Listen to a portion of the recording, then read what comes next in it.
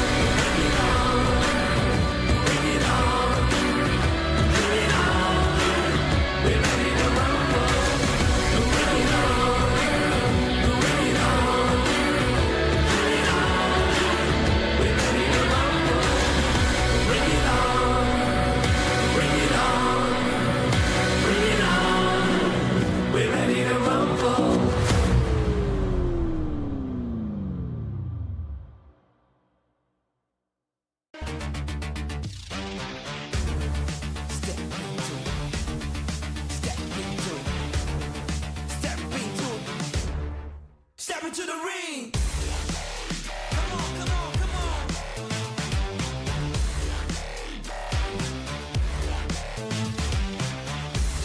Let's go.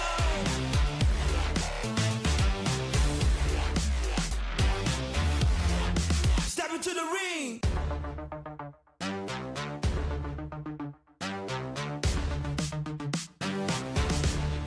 Step into the ring.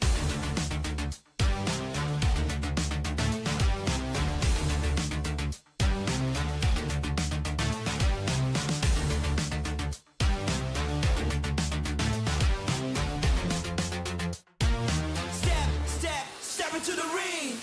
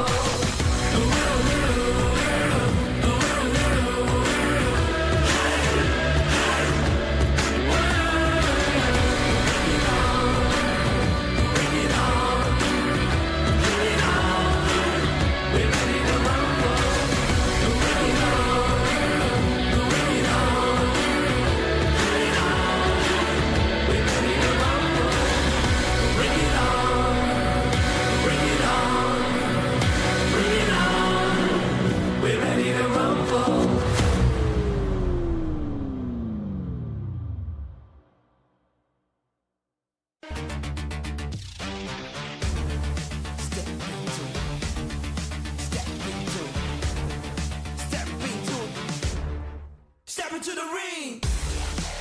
Come on, come on, come on.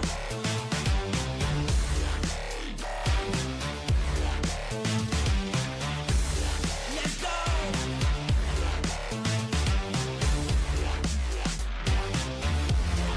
Step into the ring.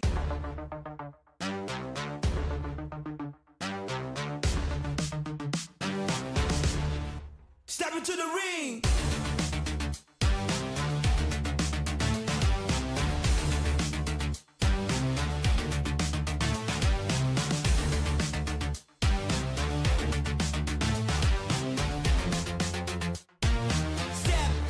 Step into the ring.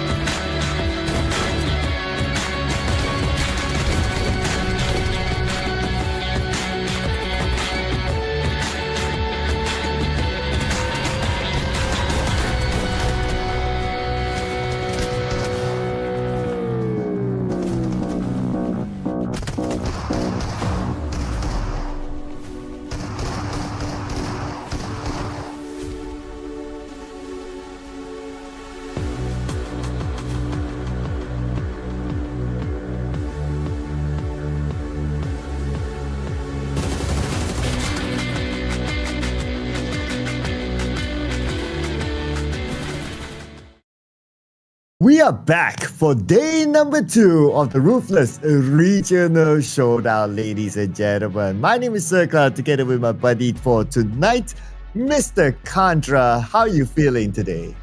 I'm feeling ecstatic as we're going to be diving into the MENA region as well as the finest of Europe to see who will come up ahead in the tournament so far. Of course, Sir Cloud, it's been rather exciting to also check out some of these teams in action back in day 1, and we're also going to be joined with another 2 teams that may have missed out on a little bit of the action from yesterday, so all coast is clear as they will be able to catch up with those points. Oh yeah, and of course, it's not only like today and we're done. We still have many more days to come, so whatever happens to whichever team that you guys are supporting, well, there is still a lot of opportunity for them to make comebacks in days to come. And we are splitting the format into phase 1 and phase 2, in which we will explain in a little bit more. But the general understanding is that every single day, the point will collect until the very end to decide on who will be the champion. Basically, no smash rule format, no group stage format. It's pretty straightforward PUBG Mobile Esports. That's great. I mean, they don't really have to worry too much about, oh, do I really have to consider about all the other teams, and do we have enough points to qualify for the weekend? Well, it's just going to be straightforward using this point system for every single round, where the chicken dinner will, of course, reward the team with 10 points. And if you guys have already tuned into PUBG Mobile Esports, it's pretty much the same format as it's been used for a couple of years already. And of course, each kill that they do get, every elimination is worth 1 point each.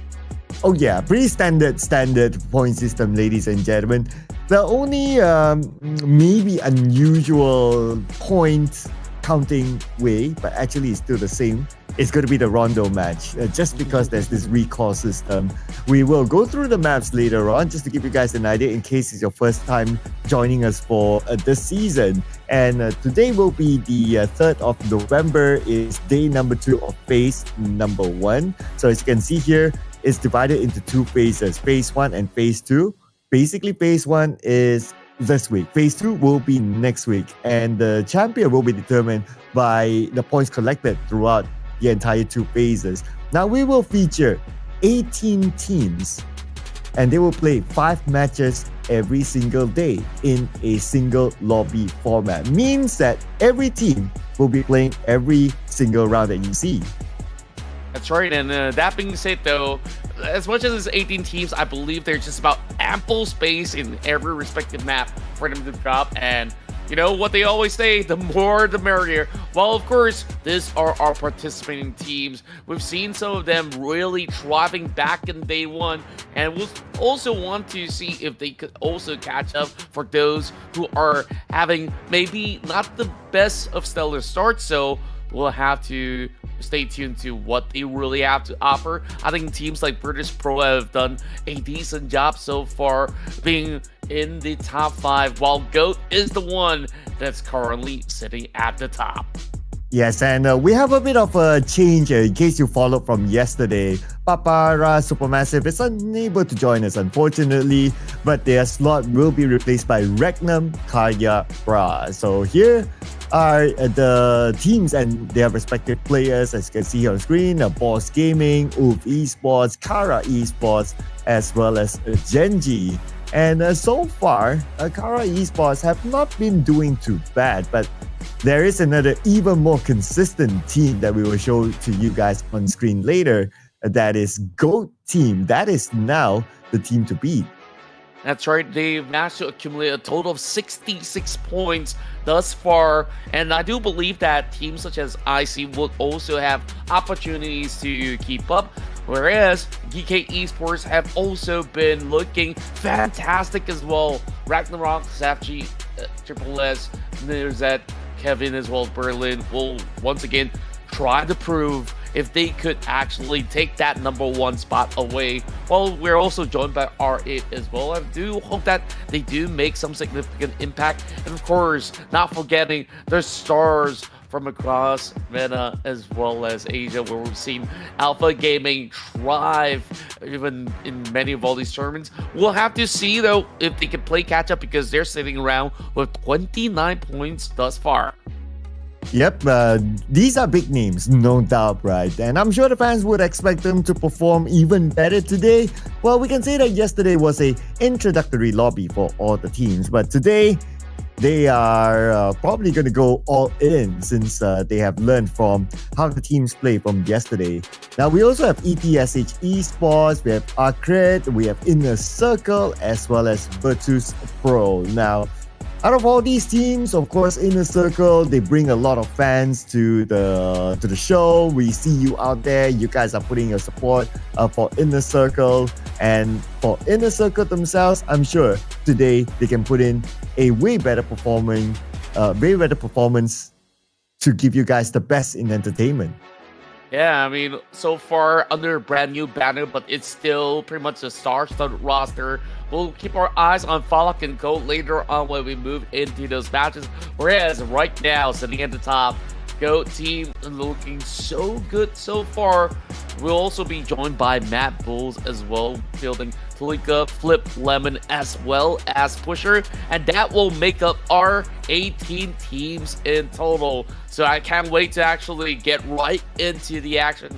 You know, Cloud, I might have missed out on some of all the action yesterday, but did you maybe fill me in with, you know, a little bit of what really went on back in day one?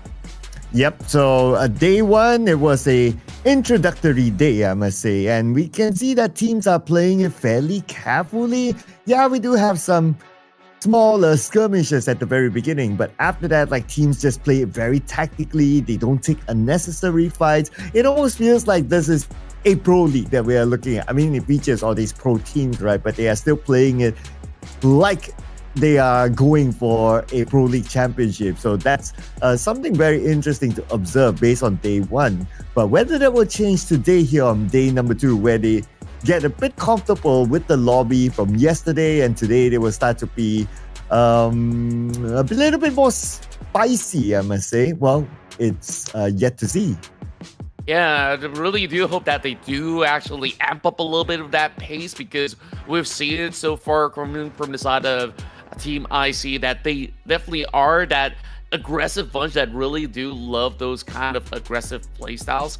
And I guess like that has absolutely benefited them, although there were also certain rounds that they may not actually walk out with, you know, those maximum numbers. But when we move into Rondo to kickstart our day, I think the best way to really propel your team ahead is by utilizing all the tools with the recall tower for them to keep churning out those big numbers. And one such player that has been able to absolutely try it from yesterday was GOAT's very own Yoyagi. Yep, and he's the current overall MVP with 12 eliminations and 2,959 damage. Well, GOAT team, the entire squad, they've been doing very well. They did very well yesterday, and obviously because of that, they are at number 1, and most of their players were up on our stats chart, like whichever stats that we flip over, whether it's eliminations or whether it's damage output at some point. But of course, towards the end, maybe some of the other players, they took a bit of a backseat that allowed the other players from the other teams to climb up. Now, for example, that we can see here, the road to MVP. Yes, Joyagi, he is at the front line, but behind him are other players from different teams like Ragnarok. We have Doc here. We have Alino, as well as T24. So it's nice to see like different teams, different players from different teams up here on the road to MVP. It just shows that how competitive this lobby is. Yeah, true enough. Overall, it really seems like everyone has a very distinct play style, and that's the beauty of having, you know, each region butting heads, and we are seeing a culmination of play style, which is the very reason why that, you know, you're mentioning it looks and feels very much just like the pro leagues, because they are absolutely giving everything they've got. And of course, we'll take a look at the damage numbers so far. Joyagi is absolutely stole the show with pretty much close to 3,000 damage being offered throughout the span of those rounds. But APG Doc has been keeping up to the pace as well in order to secure the same amount of elimination points. Meanwhile, Ragnarok, T24, as well as Varonic have been able to also score themselves 11 total eliminations, so they're not too far off from where they need to be. Yep, and the numbers are still close, so we can expect this chart to be jumbled up here today with the 5 matches that we will be playing, especially with the Rondo match as our first match. That is where teams would make the most out of the potential eliminations in the game to bring in as many points as possible for themselves as well as the team. Now, speaking about the points, we did talk about GOAT. They are currently at number 1. They have a 17-point gap with Inner Circle. So the point gap is not that far. One good game by Inner Circle, and if GOAT doesn't really do well, Inner Circle can go number 1. And for the rest of them, like GEEKAY, for example, like ARCred, points are still that close. And that's because naturally it's day number 1. So we can expect this overall ranking to flip over by the end of the day as well. Yeah, I would still say that it is a pretty tight race, especially within the top 9 for the moment. When we start things off in Rondo, any team that scores above 10 elimination points will be able to absolutely benefit by just leapfrogging into whether you're from 9th all the way to 5th, or perhaps even if a crazy round of 20 over points to be accrued, then they can actually challenge for that top 1 position. Whereas R8, they will be starting things off with only 5 points back in day 1. And I believe that they should be able to do much better. We'll also have to see whether if the rest of Falcons can also keep up to the pace. If they do score big, then they should be able to at least put themselves in the running once more in the top 5 situation. So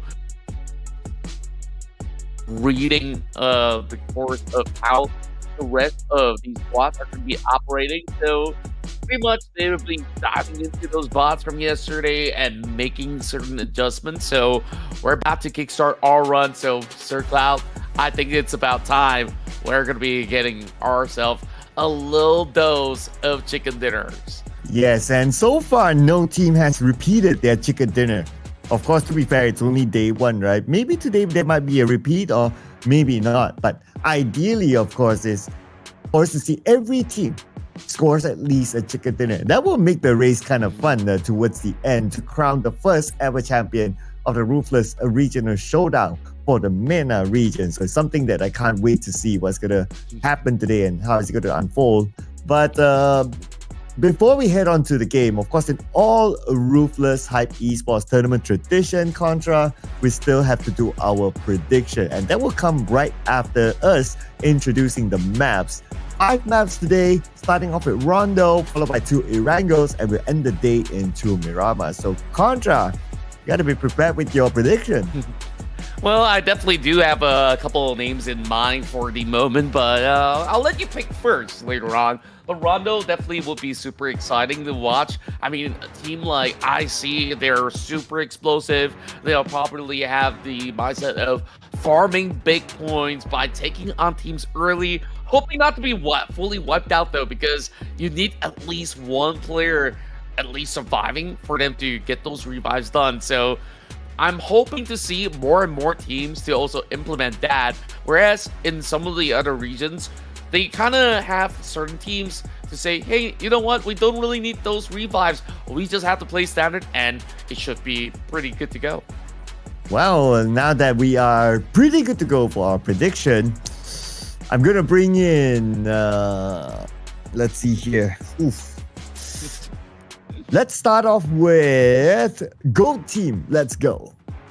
Okay, if you're going for GOAT, I guess like for me, I've been eyeing on IC for quite a bit. I do believe in, you know, Falcon and Co. They've been looking really good, even in more recent tournaments as well. So I would still, of course, put my eggs in the basket here on them for Rondo. Okay, in the circle it is. Okay, so it's number 1 versus number 2, basically. All right, so let's see what the Prod has in mind here for our first prediction. So far, none of us has got our prediction right yet, and Prod is going for the big name, Twisted Mind. Okay, interesting. And what's interesting as well is that all these three teams come from different regions as well. So that is also part of the competition to see which region is the strongest region of them all within this lobby. Yeah, and then I think like this is where there's so many discussion on who exactly is the best team. I think at this moment it is hard to tell what the power level really is, because day one usually you would say like it's a little bit more of an introductory round, even for the players themselves, that hey, we have not really played all too much against the rest of the teams from across the region, so there's a lot of adjustments to do, which is why you also tend to see maybe Twisted Mind needed a little bit more of a configuration of how they rotate around the map or so. So I think perhaps they've already figured it out. So now that we've got the predictions done, Rondo, it's usually hectic with so many things going on. Some of the areas that we would expect to have plenty of action is going to be areas like the test track, or even somewhere around the western region where we have stadium, or as well as RONDO to also be a part of the contest as well. So I'm expecting these players to actually fight for those positions. Yeah, and I also need to fight for my settings now. Yep. Got a message from the big man. Yeah, just to let the big man know that it is in the middle. So yeah, I guess that's the best way for me to communicate back. But yeah, it's in the middle. Just saying. Yeah, okay, there you go. We got it from Mission Control. All right, so that means it's all good for us to jump into Rondo now. 10 more seconds it is. And we will be heading into the first game of day number 2, people. Without further ado, let's head on to the flight. And it's going to be Rondo.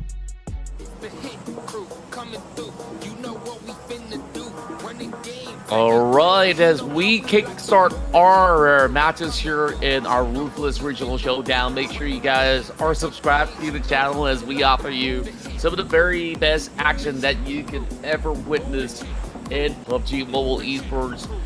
There were times that we do get 2 different fight paths, but this time around it's just going to be pretty straightforward, as we will have it starting off from the edge of Fountain to be headed all the way up north towards Ryan. So, like I said, this might just be a little bit more Western-centric in the form of battles that might actually occur, such as areas like Jiaotin Stadium as well as Yulin.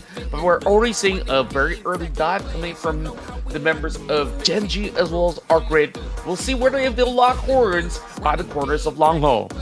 Yeah, we can expect a early fight at the southern side of the map there. While players are jumping out, if we were to look at some of these the stats here, our top players, Joyagi, is leading most of the chart. Most damage output, most eliminations. But to be fair, of course, most eliminations is sharing it with Doc. So Doc is just side by side with him. And all the other stats as well, we see a lot of Joyagi there. Let's see if we can continue to perform here again today. But zooming into our action, looks like we have Alpha Gaming right now in action against ARCred, and they're trading blows with each other. Oh boy, we really want to see how this one plays out. And for the moment, I think that it is going to be pretty much straightforward for APG. They've been able to just open up their account by taking out 3 members back to back.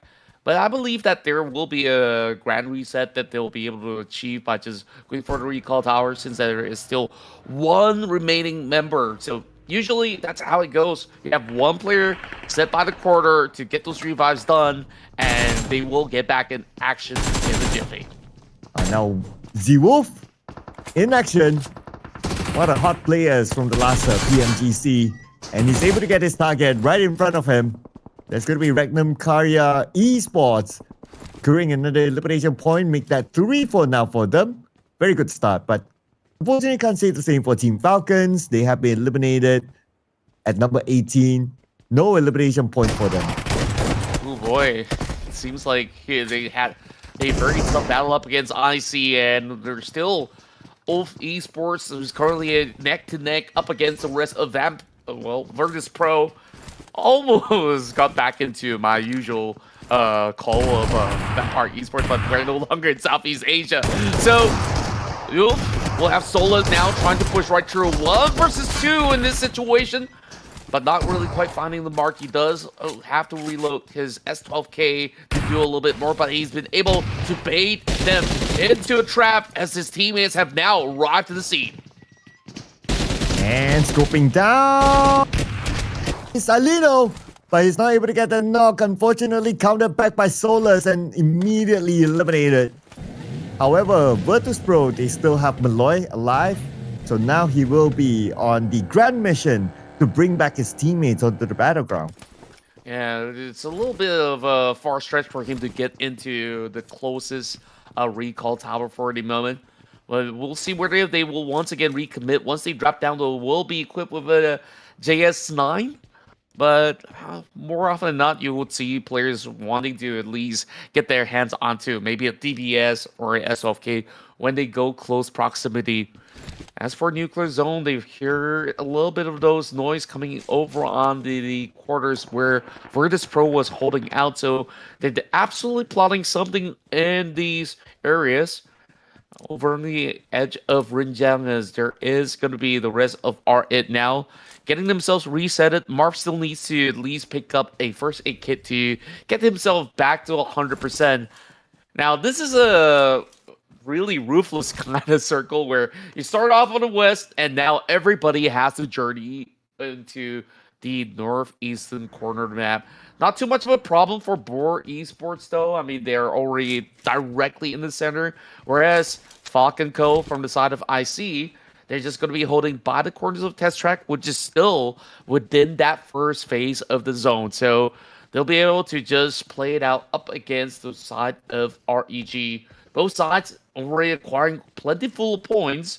Inner Circle definitely wants a whole lot more. And they're looking at Regnum Carrier Esports. They're around the area of Test Track, and it looks like they want to wait for Regnum Carrier Esports. So it's going to be interesting to see if they will continue to wait here and try to get those exit frags from them. The Silas and Cole now, they are on their way out. Mr. Legendary Silas, by the way, is passing by. Okay, not yet, not yet. They're taking their time though, but they have also no idea they're being scouted out by Inner Circle. Yeah, true enough. It's a very cheeky angle that they're holding out. Meanwhile, speaking of angles, it's Catch. Literally catching one member out, and there's still going to be a rush come right through coming from the side of GS, but it is going to be an instant response. Catch, can he actually clutch it out? He gets all 3! Whoa. Whoa! Hold on for a second. Just with a UMP, he takes all of them down. Yep, he goes against what Contract just said of taking the DBS and so on and so forth. UMP did the trick for him. But for, looks like Random Carrier, they got one player take it out. That's going to be Z-Wolf for their top players. And another player is also down on the ground as well. Looks like Inner Circle, they will pocket another elimination point. And that's Silas on the ground. Okay. But nevertheless, fret not for the fans of Random Carrier Esports. As long as they have 2 players alive in the game, they can be brought back into the battleground. Yeah, and I think like they definitely have to wait until Silas is being eliminated first and foremost. So not much that can be done about this current stance that they're taking right now. I mean, we've seen how well prepared Inner Circle was, where they were just hovering around those high ground terrains, and eventually they've been able to hit the mark, and that is now 5 points acquired, but it is still Ulf that has the most of these numbers, 6 points already, and BOARS have already set up a perfect trap as they've been able to also back one ahead, taking out another team from the block. And Freak, still waiting for Snowies to make his move. But speaking about making a move, a player from R8 just got taken out. But not eliminated yet though. Okay, there you go. Now we have it on screen. Bruno will just move in to lock in the elimination point. And that's surely going to be Nuclear Zone's the first point. There you go. So now for Bruno, well, just focus on to looting the box and get into the zone.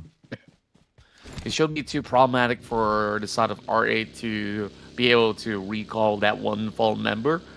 Whereas GEEKAY Esports are also on the move. Falak now being caught out though. The rest of Alpha Gaming now holding by the Neox factory grounds as they're just taking this checkpoint for the slight moment. It's always such a beautiful scene to witness, you know, all the diversity that this map has to offer, but it is kind of difficult when you are trying to at least move around the map without being caught because there's just so many different areas that these players could be holding out from. Well, UF Esports continues on with the chase, not allowing the rest of Inner Circle to get a free pass. So, Naki, his vehicle's already smoking up. This might just be a very difficult area for him to shake off his opponents as he's trying his level best, and this one's about to blow. So, Naki has got to consider, does he ditch this vehicle or not?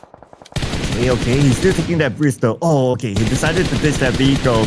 Now he will be on foot, but at least he's on the other side of the mountain. So he'll be clear of the crosshair of Aaron. Oh, but the counter fire! Oh. Wow, that's a beautiful one there. Aaron immediately knocked back down. And Alpha Gaming moves in to secure another elimination point for themselves. It's going to be point number 4. Lewis from Kara out. Yeah, the rest of Kara right now, stranded by the very corner. They're having pretty much the same idea to cut right over onto the northeast quarters, but it was a great hole, of course, coming out of the side of Alpha Gaming to deny that form of rotation, and they continuously do so. You can see that they've already spotted each other out. Just by the corners of the containers, they probably will want to take a fight up close and personal. CORS, so far, prepping up those grenades, expecting the rest of APG to charge over onto the solar panel grounds. As they're already prepping up ahead, they've managed to spot out 3 members, and Zyle arrives a little later to the scene, but Marcel's getting absolutely exposed as Rufus pushes through. Oh, and Doc is now individually dominating with 3 elimination points for himself. While GEEKAY in a fight with the players of UF elsewhere. And now APG, they will secure this compound for themselves, and the player from Kara will need to leave this area, find somewhere else, and hopefully be able to pick up his other teammates again and bring them back. Nobody's in this compound, so Alpha Gaming, well, I guess they're just being extra cautious there. True enough, and as we continue on with the rest of the teams, it's Inner Circle right now, bagging a total of 7 points already. As we did expect them to, of course, play with a lot of all these grand ideas. We saw them coming with those cheeky setups, and right now, the priority is going to be the zone. BOARS Gaming, so far, in a great position, as they do have another 2 players to be set over onto the far end corner with this 2-2 split for the moment. UF, however, still journeying their way inside of blue, as they are hoping to take the fight over onto GOAT Esports. Oh, and here comes the frontal fight. And catch. Trying to catch his target. Kevin behind the rock. Gunned down by Solus. Looks like UF Esports had them surrounded. And there's more within the smoke though, but the smoke still protecting the players of GEEKAY. But Catch is gonna focus on saving his teammate, but before that, oh, he saw the moving vehicle, he got one more to go, behind the shackle right now, but who shot him? Who shot the last player? Okay, it's Solus that got it. Well, they got the perfect coverage, and they absolutely obliterate the rest of GEEKAY. Not much can be done in those kind of form of situation, but you can see plenty of teams also swerving in towards the direction. It is not pretty much the safest place for UF to be at the moment because ETSH, they got them pretty much cornered by the edge of the zone. And there's more coming as ETSH is on the hunt right now. They're moving up north. It so happened there's another team there. They're taking the slow approach. But as GS Esports, they move in, they bump into another team, and looks like this will be another potential fight here as they try to take over this compound for the hands of Inner Circle. Door open. On the left side, he sees his target, moves into the rest of K, and immediately gets a knock onto Noki. Well, swift maneuvers coming out of the side of SO77, just like that. Just needed one tap to seal the scores, and Naki was trying his level best to really hold out. Right now, GS so far have also caught up in the form of points. Oof, however, have been able to stash 12 by going for fights after fights after fights, but right now, Oof Esports only left with one member remaining, while Rufus is currently stuck, surrounded by the GOATs, Vic as well as Twigs, trying to slowly dissect this situation up against Rufus. That's one player that you do not want to disrespect by just charging directly out in the open, but of course, GOAT so far looking very calm, very calculated on their approach. Whereas some shots are being fired towards that direction from another corner. Twisted Minds are also having a couple of members around as they do strike Vic down with a beautiful headshot. And looking at the elimination feed, looks like MADBULLS is in a fight of their own. It's ARCred, but RA trying to defend their ground. Teams coming in from the left side. ETSH will be their next target. And here comes the fight head on. Dancing around looking for their main target, and from the side, it will be Prestige finishing off the final player. And that's going to be R8 dominating with 5 eliminations. Oh, so far, looking great on how they really close out those close-part combat. Meanwhile, ARCred now having Heartboy stopping Falcon on his tracks. He was trying to push right through, but there's just not enough space for them to work with. Now left with T24 as they try to play right underneath the bridge. One member up against the many of the MADBULLS, as it doesn't seem like there is much of a wiggle room for him to try to play this one out perfectly.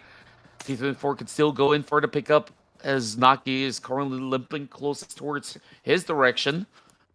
ARCred holding down as he might be able to spot everyone's friendly neighborhood spot in that. Well, just minds having lured holding by the edges of Lohuasin. He spotted out the positioning coming out of APG, while GOAT having Twigs to try to pull right through. He knows very well that there is one member hiding right beneath the rock, but not much that can be done for the moment other than for him to hold out, as there is still further flow coming in from the other corner. Some emergency covers have already been called for Doc to hold on for the meantime. But from afar, Virtus.pro dealing the pain, stealing away elimination points, and because of that, they're now dominating with 5. Go team! However, they have to fight their way through APG. Alpha Gaming opening up the flank onto them as well, making it even harder for them to punch through. Now it's going to be GEN.G and Virtus.pro. Here we go. Battling for the power of the high grounds. And there we go. Nate's now connecting over inside of Dami. Diana might be able to actually turn something out of him there. A gate over on back as well. Trying to hold out, but he's only having barely enough cover through the vehicle. And there we go. Alita once more strikes them down. And there goes Virtus.pro being the king of this, kind of like a hill. With my lawyer on top of it, that is. GEN.G eliminated number 11 without any elimination points, and the fight will continue on elsewhere. Inner Circle becomes the next team to be eliminated, but they still go out with 8 elimination points. That is not too bad. Yeah, not too shabby after all. This is the kind of rounds that you really want to maximize those elimination points, and they've been able to do so. And I think less than 3 is, a rough round in Rondo, but we can see majority of all these teams have been able to at least come up with some big records of their own. The highest being Ulf, still with 12 elimination points. And now up close and personal once more. Just out, wow! Responded so swiftly, as they will have Pika trying to hold it out, and it will still be a lot of back and forth coming in from side of Virtus.pro, going on a rampage, and now they back a total of 11 points. 11 eliminations already for Virtus.pro, and they can reset as a full team. Looking pretty solid now. And the next team they might need to block out is going to be R8, as R8 will take their time to reset for now. As for Twisted Minds on the other side of the circle, looks like they have a GOAT to deal with. GOAT, they managed to punch through. They are currently by the edge of the circle, but they're going to rotate the other way. They don't want to be stuck within all those teams. And take a look at Malloy's position as well. He gets that bird's eye view. Slowly withering down the vehicle of Mori for the moment. There's not many angles that he could actually find covers away from that hill. Whereas Lord, circling around for the meantime, he does know for a fact that some members of GOAT Esports is still lying in wait. And he's just bringing out the explosive bow to try to murder out Talika, who's currently being surrounded. And that grenade should be able to settle scores, but it lops a little too far of a stretch. Somehow he still stays afloat, but not for too long. Lord will be able to settle this one pretty much cleanly with those Molotovs also being thrown in. So now it backs 5 more points for the side of Twisted Minds for the moment as we reach our top 4 situation. Twisted Minds still pretty much healthy and alive, while Virtus Pro have been able to get this perfect vantage point, and they need to defend it to the best of their ability. And it's Malloy once again now bringing it to 13. Wow, 13 eliminations now for Virtus Pro, and they can still bring in more with the fact that they have a full team. Now coming back onto Twisted Mind, Gold is still right in front of them. Break doing the scouting work, trying to identify where the location of the players of Gold are at, but Gold have decided to leave the southern area. They're shifting their attention towards the left side of the circle, but that's where they will meet the powerhouse Virtus Pro now. It's so interesting that, you know, the top 4 of day 1, they all bow out, and that leaves plenty of all these opportunity for the rest to absolutely take over for the meantime. Virtus Pro right now has the best chances. You take a look at the mini-map right now. They not only have the high ground terrains, the zone is also pretty much in their favor for the current point of time. We'll see where it does shift further out. BOARS so far taking one of the very few compounds still left within the zone. So they're definitely having a defensive front for the meantime. Twisted Minds has to kind of pull through a lot of all these open terrain. So it is going to be a little difficult for them to maneuver if it does close anywhere around the center field. So it's going to be Spider-Man now being left all alone. Not too sure if there's going to be much that they could actually pull out from. But hey, any improvement from the standings would be great for them to climb. Speaking of climbing, okay. That's some anti-gravity drive up the hillside as Virtus Pro, once again, wants to dominate over onto the course of this hilly terrains. Yeah, welcome to PUBG Mobile Physics, ladies and gentlemen. It's a common sight. I mean, we've seen that for a few years now, but it still amazes me, frankly speaking. Well, that's still a good spot to be in if you gotta think about it. It's within the circle, you have the vantage point across all these teams that are around them, and if they still get stage number 6 circle at the high ground, it's gonna be chef's kiss for Virtus Pro. Yeah, overall, they just really have to wait for the rest of the teams to show themselves. But for the moment, everyone is just taking cover because they know for a fact that a lot of all these space is going to be pretty tough to play out. Whereas Diana now spots out the rest of BOARS. Hiding within the north portion of the field, we've spotted out BOARS taking one of the few compounds left available. So Diana won't be having an easy time to go in for those pickoffs for the meantime. Malloy just have so much time to just reposition himself, and perhaps he could just take that vehicle, book an alternate spot for the moment. Varanik, though, just by the edges from the south, hoping to draw an exchange, but not much being called from the side of Virtus Pro because they're already happy with their location. They're just waiting for stage 7 to appear to see how would they actually play this one out. Well, this time around, just getting the vehicles unstuck, so they'll be seeing how would they actually figure out the way to score themselves the first chicken dinner of the day. Lino, so far, pretty much got the rest of BOARS Esports surrounded, so I really want to see how BOARS plays this out till the tail end. Yeah, and how they're going to overcome like Virtus Pro with a high ground advantage. But now, Twisted Mind, they're going to just rush in on the Spider-Man. But Spider-Man had his spider senses tingling, and he was ready for it. Gets that knock immediately, and now he will lock in the elimination point onto Lord. Wow, just beautiful work. And at the very same time, like he's playing such a cheeky angle that some of the players at least suspect it to be a player camping out around the corner. So MADBULLS so far having to trust the old fire that to just really hold it out. But his vehicle is about to be blown up. So it is rather daunting, but at least there's a McLaren park right in front of him that he could put to good use later on. Vernick also scaling up the hillside to try to take up a challenge up against the rest of Virtus.pro. 2 versus 4, not going to be an easy task. The nades are now being sent towards the direction of Vernick, but not quite hitting the mark just yet. Vika's going to be a little bit more respectful, giving way for them to actually take out this space because Virtus.pro knows very well that eventually this high ground is going to be unplayable. So they will just move over onto different locations instead. Yep, and I don't know, is it just me or is it overall? I think it's overall, my guy. So. all right. But last we see a lot of these teams are already in the circle, and the Go team is challenging Virtus.pro. So it will be interesting to see how they're going to overcome Virtus.pro because last we checked as well, like Virtus.pro had one player at the very peak of the mountain. So he will have all the information, he will have the vantage point. So it might not be easy for Go team to overcome Virtus.pro in this kind of sticky situation.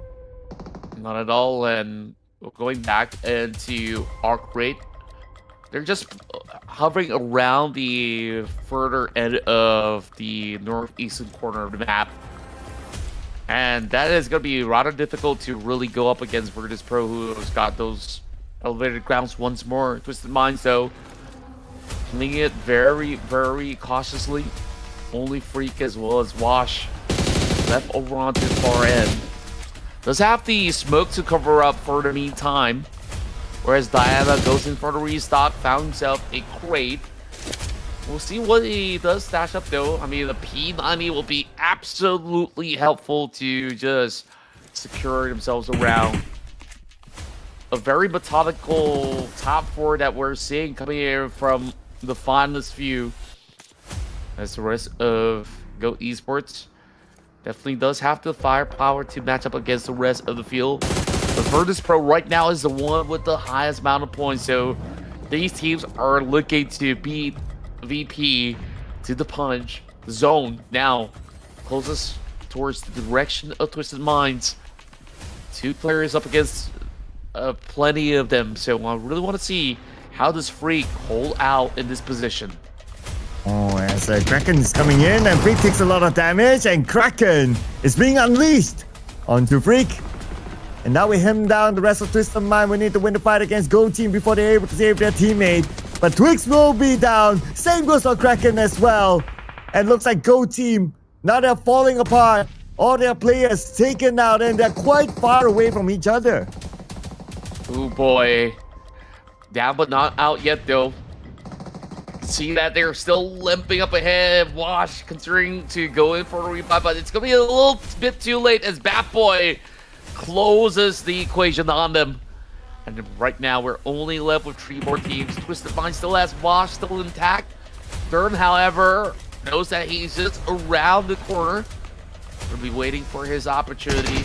He can actually take a wide swing, but he's absolutely concerned about the rest of Virtus.pro. But Chorus is not going to wait any longer. Just drives right across, and he should be able to settle this in an instant. But instead, a drop shot coming true as there is an attempt to go in for that full exchange. And now Virtus.pro is looking to secure the very first chicken dinner here on A2. And looking pretty good. But then again, the fight's not over yet. And here comes the spray from the other side. Ali gets 1 knock, evening up the score, or at least the manpower to 3v3. But the counter came in onto Ali. Ali is currently down. Diana down with the nade as well. Looks like these 2 teams still exchanging fights. And now Virtus.pro, Malloy and Vika, they have to do it for the team to lock in the chicken dinner. But their opponent also has 2 active players. So it's still kind of fair and square now. Yeah, you can say that it is pretty much salvageable for the moment. ARCred now gets the revive true. A 3 versus 3 scenario where the rest of Virtus Pro is playing through the high grounds once again. But this split formation is definitely gonna be a little bit tough for the rest of Virtus Pro to slowly navigate. And in those kind of final fights like this, usually it's the ones coming from the lower ground that does absolutely benefit. Vika now being caught out once more. Quick revives being pulled into place, and Malloy is going to be the final member remaining, and ARCred, they're looking to close up this fight. Malloy does not have enough time to go in for the revive. Oh, and here comes the finishing blow, and ARCred, they managed to overcome the odds, taking out the Giants Virtus Pro for the first chicken dinner today. Beautiful stuff now, heading into the very final moment, and at first glance, you will think that Virtus Pro, they'll be able to perform up ahead, but instead, the rest of ARCred, they've been able to go in for a little bit of that reset after catching out one player from the outskirts, taking down Twisted Minds, and after that, they just played it so perfectly. Every single glance over on the hillside leaves the rest of Virtus Pro exposed, where they went in for that split formation, and ARCred, they absolutely stole the show. They also did secure plentiful of elimination points to book out of this match to also match up to the speed of what Virtus Pro delivers. Yeah, frankly, I would have thought that Virtus Pro got it in the bag as well, because they were on fire.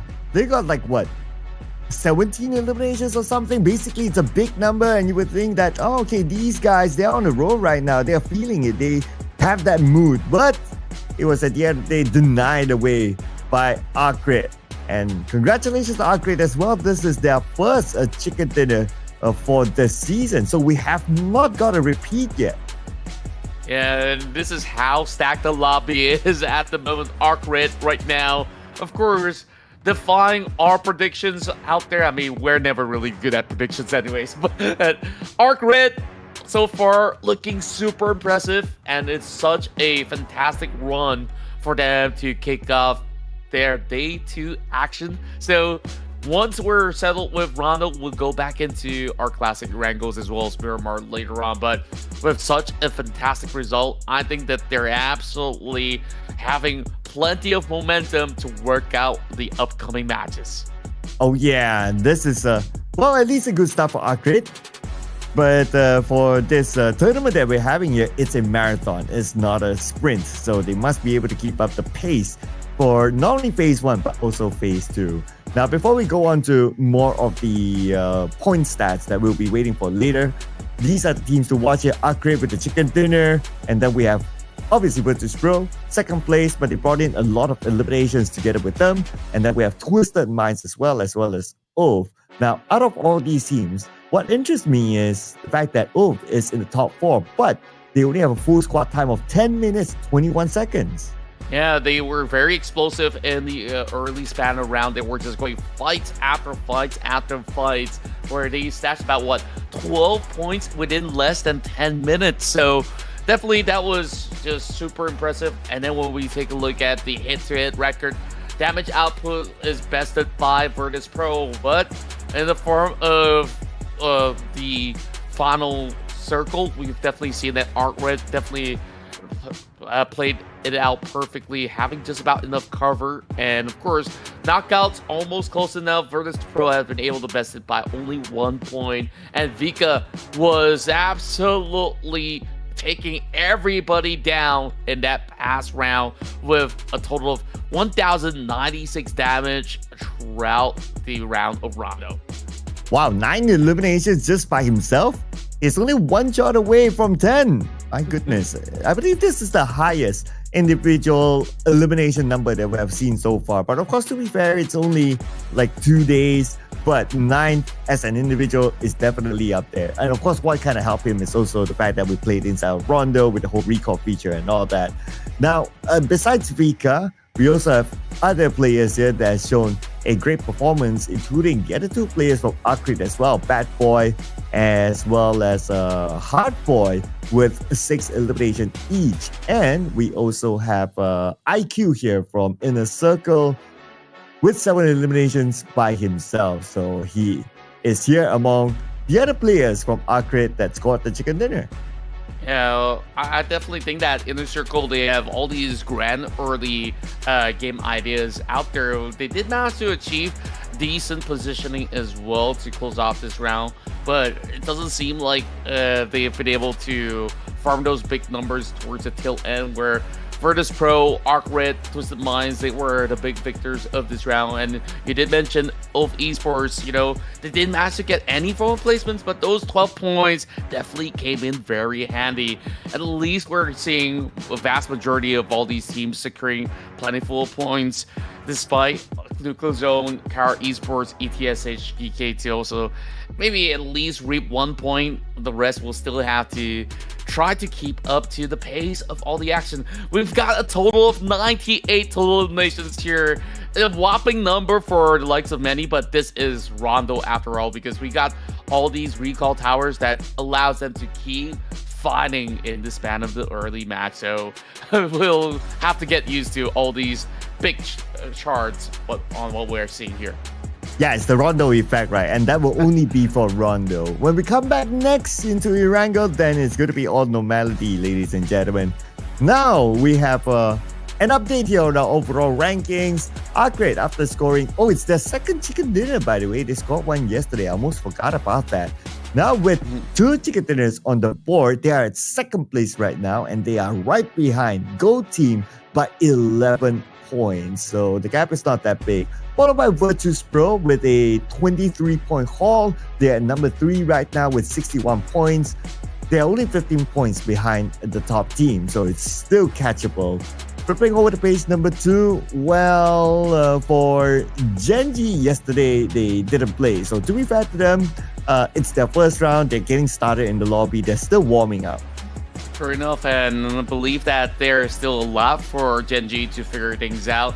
Whereas at least there's going to be a little bit of an improvement for the side of REG as well, moving 1 spot ahead. Whereas there's still many more rounds to play out for today with another 4 maps available. So we'll have to see, will they be able to, you know, secure maybe back-to-back chicken dinners to just propel themselves up ahead. So we'll take a little bit of short break and we'll bring you even more chicken dinners to come here in the Ruthless Regional Showdown.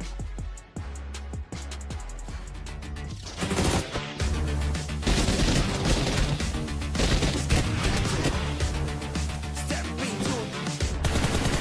into the ring. Come on, come on, come on.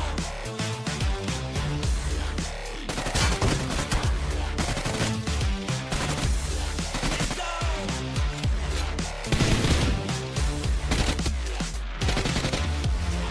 Step into the ring.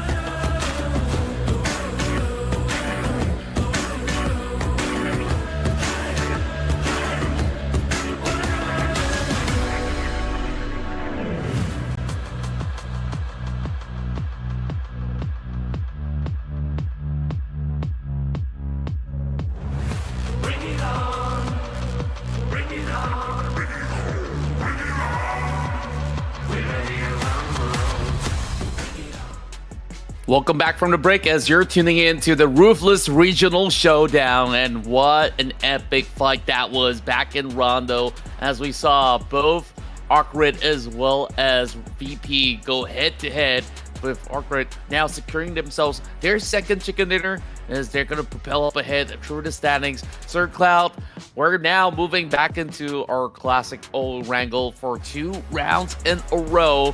So we'll definitely see a change of pace on how these teams slowly dissect these upcoming matches. So with that being said, though, do you think that it's going to be any form of a back-to-back win for the side of ARCred now that they've got a crazy momentum that they've been able to get coming out of that first round of Rondo? Oh, they've already scored a chicken dinner yesterday, and if we were to base on these stats showing the top ERANGEL performers, GOAT team is at number 1, but we also have ARCred here. So maybe like what you said, they can do a back-to-back. They are proven based on the stats to be one of the top ERANGEL performers, followed by GEEKAY Esports as well as OOF here as well. Definitely going to be tough competition for ARCred if they were to be able to score the second one, because if we look at the stats for GOAT team, every single stat that we can see here on screen, it all favors them. And overall, I definitely think that they have definitely found, the right balance of the formula to, farm those big numbers throughout the mid game, and also having great priority towards the end game. They're definitely the hot favorites here for this upcoming round. But I want to hear from you, like what exactly is your thoughts on who's going to be taking another chicken dinner cheer to kickstart our runs in ERANGEL? I'll try and go for someone a little bit different. Someone, let's see here. Okay, Well, I'll lock in a Virtus Pro. Let's go. I definitely do have Virtus Pro in my mind, but I do like how of Esports, they were just not backing down from fights, and I'm going for them despite them not really showing, the highest of positioning numbers out there, but they are big fraggers on the board. So of Esports it is for me. Okay, the big fraggers, yeah. They brought in ULF 12. Yeah. They brought in 12 without place on points, which is still very good if you gotta think about it as well. So yeah, that's a solid pick. And Production is going for the top team.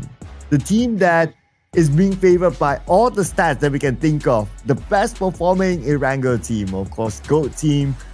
Solid pick as well, no doubt. I mean, the stats don't lie. They are performing. So let's see if they can score their second chicken dinner as well in this tournament. Yeah, and we're definitely looking forward to your predictions as well. So make sure you guys drop it in the chat right now. And who knows, they might be able to walk away with another one. I think, my first vote, Inner Circle, they definitely pull off a really great heist, bagging plenty of all these elimination points. But I think they are on similar notion as OOF Esports overall, because they are just prioritizing on all these takedowns rather than positioning, and by the time that they tried to pull into the zone, they got caught out. So when you play in ERANGEL, there's a lot more space, unless if we do get an island ending, then I guess I might have actually predicted wrongly in that sense. But eventually, a lot of all these teams, I mean, they spend so many years playing on this specific location, so it shouldn't be too difficult for them to actually figure out, where some of the best spots are. So we'll have to actually see how this one plays out, because back in day one, probably you might see certain contests for certain spots. So have they already settled the disputes already, SirCloud? I've got no idea, so I'm just ready to find out. Yeah, no idea as well, because one thing is that yesterday, throughout the entire day, we played with 16 teams. Today, we're including GEN.G, we're including Regnum Kaya Esports, so it's a total of 18 teams. So definitely it's going to be a interesting start, I would say. Because if you have 18 teams, then the probability of teams meeting each other for whichever spot that they prefer will be high. To the best of my memory, yesterday we've seen early fights in Pachinki. That's one. and also in military base. So those two spots could be a hotspot for this round.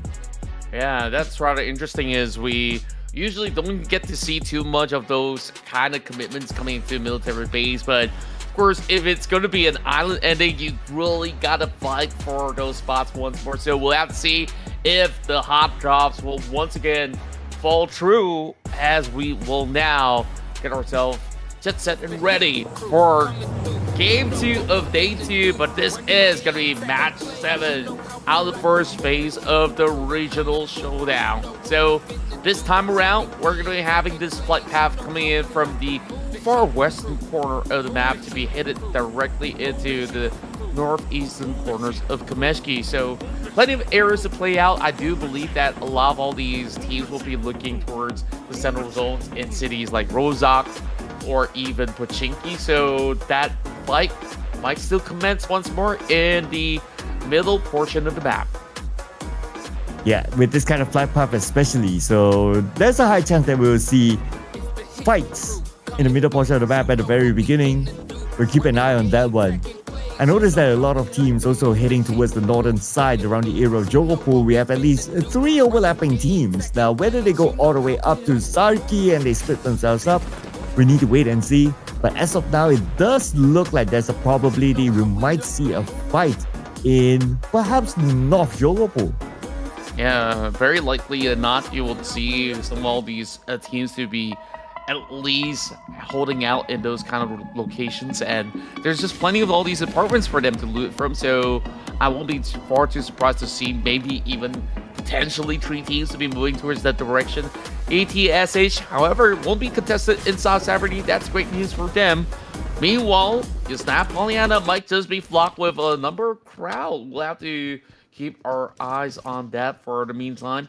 Meanwhile, MADBULLS having a very interesting drop. You can see Spider-Man by the edge of GEEKAY, whereas 2 other members are inside the boatyard town overall. And Twisted Minds now goes up against their usual nemesis. It's going to be Falcons that will be sharing that location in Pochinki once again.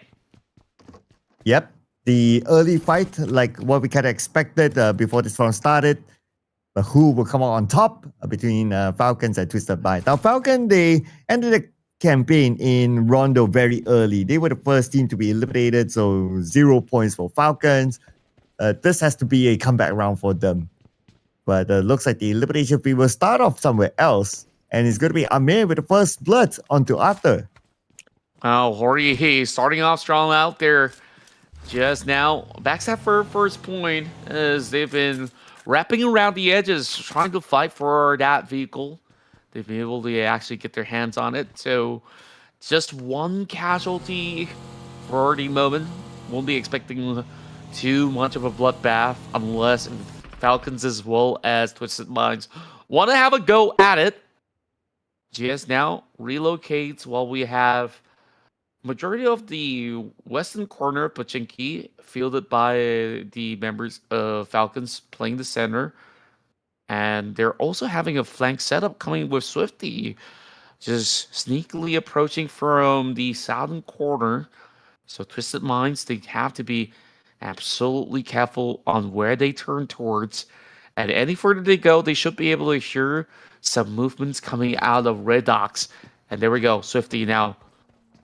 He's already spotted Freak by the edges. Some shots now being traded back and forth. Naki is the one that goes down between this duel up against GEN.G.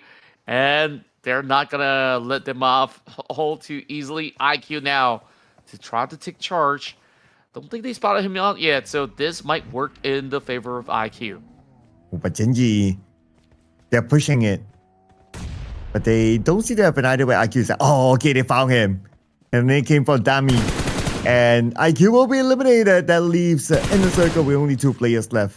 T24 proning underneath the grass or just behind the sledge. And Artful is getting closer and closer right now. I wonder if he knows. He probably doesn't know. Okay, here comes. But T24 surrounded by the players of GEN.G. Immediately eliminated. Not able to get a single knock. Palak is out as well. Looks like in the circle because the first team to be eliminated this time. Yeah, it's a little bit tough for them to actually navigate around this fight because they're just so scattered in the corners of the port. Meanwhile, Twisted Minds absolutely obliterated Falcons in one full swing. Just like that, just overwhelms the Falcons as they reclaim Pochinki for themselves, and in such a clean manner as well, not even having a drop of bullet being sent perfectly their way. So perhaps that dispute may still happen in the upcoming round. I mean, there's still one more round of Erangel to go for them to continuously fight on. Twisted Minds now happy with the outcome. They can finally move into some different territories, whereas BOARS have been playing very carefully. They spot out the rest of ARCred just swinging by. They don't want more part of the scuffle, so they will just go ahead to wrap it closer towards the northern region. And a lot more fights happening across the map. ARCred might lose a player, one player down. We don't see a follow-up yet. And down on screen we have them. BOARS Gaming with Snowix putting pressure onto the other side. Looks like both teams, they want to fight for territory around this bridge area. As EXO will take the time to heal up. It should be okay. He does have a monster truck to give him enough protection. We switch over our attention to MADBULLS. Now against the new kids on the block, Ragnar Karya Esports. Ragnar Karya will have to happily scale their way up this hillside with a 2-2 split going on, so that actually allows some of all the members of MADBULLS to really hold firm, whereas BOARS have been putting on a chokehold up against the rest of these members of ARCred. We saw they were trying to go for a rotation, and just by doing so, they were split apart. Right now, BOARS closes in, only one member remaining, and it's all down to Bad Boy as they go from 0 to 0. Whoa. Just like that, that nade was cooked to a T. Havlika will be able to secure 4 points back-to-back for the side of BOARS. From 0 to 0, like what you said. Unfortunately, eliminated early this time. No elimination points at all. Now we'll focus onto the remaining teams. Circle up north, Severny, we have ETSH together with another team that seems to be interested to go towards that area. But we'll check back on them later because right now it's going to be Ragnar Karya Esports against MADBULLS. They've been hovering around this area for quite some time now. The rest of MADBULLS have decided to leave their compound just to scout their surroundings. They want to see whether if there's going to be any form of the trajectory that the rest of Ragnar Karya might be able to flank from, but they are currently holding on a blind spot out of harm's way for now. They're just hoping to share a little bit of that space to get alongside with the rest of MADBULLS, and by doing so, they do actually have a portion of the control to whoever wants to move towards the side of shooting range. And it's a really genius spot if you think about it, because if this zone's going to close up all the way into the shooting range eventually, then you might expect teams to be rotating towards that area, and that blind spot could help the rest of RG massively. And in Severny, ETSH, well, though they lost one player, but then again, nobody's going to challenge them for Severny for now, that is. But that result might change depending on where the circle will go. We'll find it out in about 5 more seconds.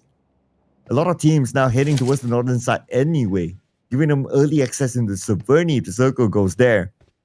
But the circle shifted away from Severny, goes to a shooting range instead. So whoever who's at the high ground shooting range right now, MADBULLS, Ragnar Karya Esports, they're the best position for now. Yeah, they're in such a good spot. That being pretty much the direct center. And then you do have quite the flock of crowd who have yet to reach the center coming in from the southern side. So the players coming in from the rows out will have to take things nice and easy, whereas Ragnar Karya right now wants to claim a little bit more of the spots, but Lemon's not going to allow it. Shredding a couple of tires for the meantime as Wolf now gets stranded all alone. Silas puts himself a little too far ahead, and that's just going to be an easy response. Meanwhile, the rest of RG tries to bite back. RIT having one member being struck down by Twisted Minds as they go on a dominating spree. Ooh, but another fight's happening as well, though. We have BOARS Gaming, who I believe maybe eliminated Virtus Pro, or at least took out a few players of Virtus Pro. But we'll check back on that later, because right now, our focus is on the Twisted Minds against R8. And Twisted Minds coming into the compound, crashing onto R8. R8 now tries to fight back, and then we got washed down on the ground. But R8 only down to the last player. Mr. Mori now, we need to defend this ground against Lord. Lord comes in onto the second floor, sprays with S of K, and Twisted Minds. They followed up, and R8 eliminated. Wow. What a firm hole coming from inside of Twisted Minds. I mean, they infiltrated very swiftly so, and the rest of R8, they did not know where exactly to really get a firm grasp of this coming push because they were all boxed inside of the compound. Meanwhile, we still have a battle commencing by the corners of school with the Blues already shifting in. Stage 2, absolutely tankable, but they don't want to be there for far too long. That grenade catches the final member of BOARS, as the BOARS will only walk away with a couple of eliminations. I think 5 is not too shabby after all. They will be able to upkeep their position, but we'll have to see what Kara and the rest of the pack will do later on. But they're not really doing much now, even though the blue is on top of them. Twixie does have 1 first aid together with 8 bandages, so he can still kind of tank this one. It is only stage number 2, but if it moves to stage 3 and subsequently stage 4, then I'm not sure if we will have enough healing utilities to tank the blue. Or at least for Lewis, he does have a good amount of them. But now, on screen, beautiful spray by Twix. And that's going to be Kara losing a player. Oh, pixel perfect shots connecting out there. And it's still going to be a tough situation by the edge of school because Ulf Esports is also holding by the sector of Rozak. Well, what I really do like about certain teams is that they are very calm by not really rotating all too much. And I've been spotting out GS, who's been around North George for a long time. And by doing so, they've been able to at least have pretty much a secluded sector for themselves to work in their favor. Meanwhile, the rest of Go Esports tries to move into an alternate location, already having himself set to move into the zone. But Go, they're traveling further and further away from the crosshair of Lewis. Gonna be A-okay for the meantime. Go looking a little worse for wear, already losing out those 2 players like you mentioned early on. So for them to back maximum points, it's going to be a little tough to do. Not impossible, however, in this match. Oh, here comes the Russian here by Twisted Minds, circling around, gathering information. But now they know the 2 players of Rectum Carrier Esports, they're back up again. Are they going to continue to push? Well, I guess because they're all in the circle, so they can kind of hold their space for now. Might as well don't take that risk because we're still at 13 teams. If any of these teams gets eliminated at this point, it's going to be 0 placement points for them. Yeah, I think that the rest of these teams are also eyeing out on this garage. So Regnum Karga really wants to at least stamp their ground, expecting more teams to be moving towards their direction. MADBULLS sent Lion out for a little bit of a scouting. Perhaps they might be able to spot out some movements coming out from Twisted Minds since they do have a couple of players to be on the outskirts. Whereas GEN.G made some firm advancements, and now Freak have been able to actually spot that out. That member of GEN.G decides not to actually take the tower just yet. So it's just a very, very cautious approach that we're witnessing. Just the mind so far, 8 points already. I felt like maybe I should have actually changed my predictions a little bit to, you know, follow with the trends, and it seems like the rest of GS have been able to have 1 player dashing towards their direction, and RZ, they will lose 1. Oh, but Lemon here with an 8 across, and his nade will land nicely on the Ragnarok. Beautifully executed, and that's going to be the opening for MADBULLS, the second nade of the Nezet by Tulika this time. On MADBULLS, they really know how to play with their nades, and now they only need to deal with 1 more player behind the tree. But they have to make it quick because more teams are coming in. Yeah, Virtus Pro, they're going to be looking to chime in as well. They cannot take this fight for far too long. Big Nate's now is extended from the side of Kevin, and it does actually deplete. Spider-Man from the back as Diana arrives to the scene. Oh, man. Look at the circle, Contra. Oh, man. That's a river in between this two islands in this circle. This is going to be an insane finish here. Now it's going to be an insane finish as well for Virtus Pro as they drive by, taking out a player of GEEKAY. But Vika unfortunately naded his own self or his own teammate, and now he has to do the pickup. And it shouldn't be too much of a commotion for Virtus Pro. At the very least, they won out that trade. But ever since they've heard all that ruckus, GOAT Esports might actually check things out. But GOAT says, you know what?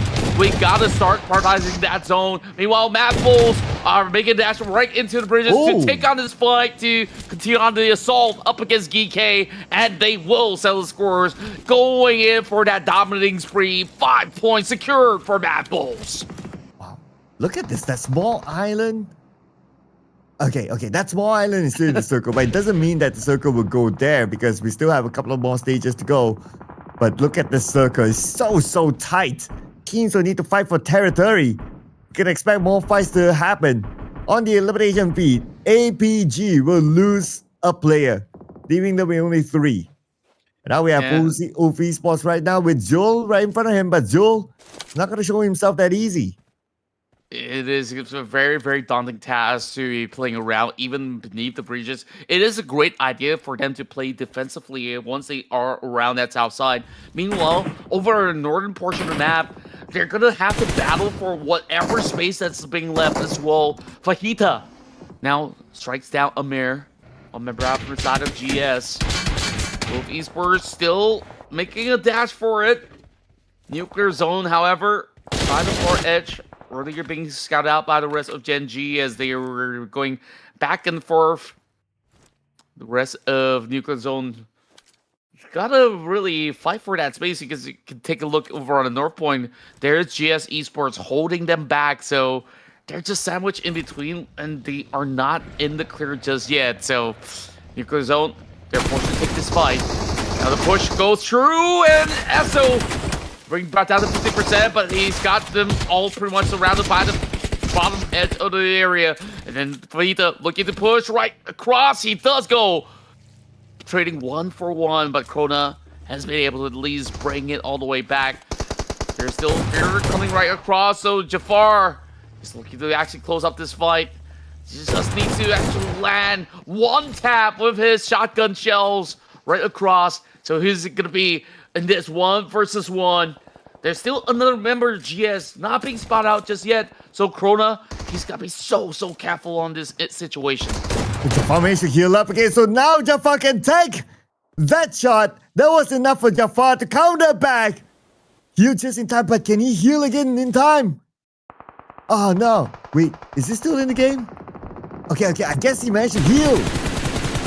Oh boy, it is just so rowdy in this situation. It isn't helping at all with barely enough space inside the zone. Virtus Pro goes out early, 11th position with only 3 points. I mean, who would have thought them in this current zone where there's just not much of a space left for them to play it out.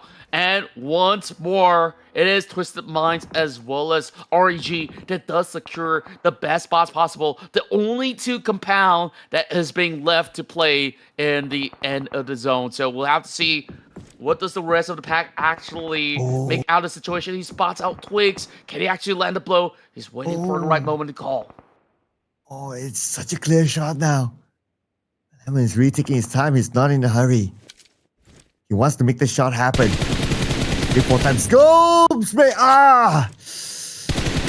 Failed to land enough headshots to take down Twigs, and now Twigs managed to get behind the rock, and he's still okay, but not for long as the vehicle blown up right in front of his face by Lemon, and Twigs will go down now. Vic will need to save him. Yeah, it's going to be tough for Vic to even crawl his way without getting caught, so he has to deploy some smokes for that emergency cover for the meantime. Lewis, however, spots out the rest of GEN.G as they are playing by the edges of ruins. Tries to take a fight up against the entirety of the squad. Dami now being spotted out at the very same time. Kara Esports now really has to full send it right across the river, so it is going to be a lot of footwork for them to cover those grounds. Whereas Gen.G, while they go on that reset, they're also losing on a lot of time. And even if they don't have those big goals, they just gotta make a swim right across. While doing so, Dami spots out Lewis, takes him down.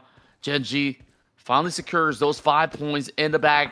Dami's been on fire for the entire evening so far. Yeah, absolutely, right? Can't wait to see like how many eliminations will he get by the end. But Go Team, the number 1 team has been eliminated, but same goes for the other teams below them. So the number 1 spot might be unshaken unless if Twisted Mind can bring in a lot of eliminations. But I don't think they'll have enough numbers on the battleground for them to overtake Go Team just yet. But at least if they're able to like close the gap, it will be good enough for them in this round. Anyway, for Gen.G right now, 5 elimination points. They're going to come in from the left side of the circle. The next target is going to be Twisted Mind.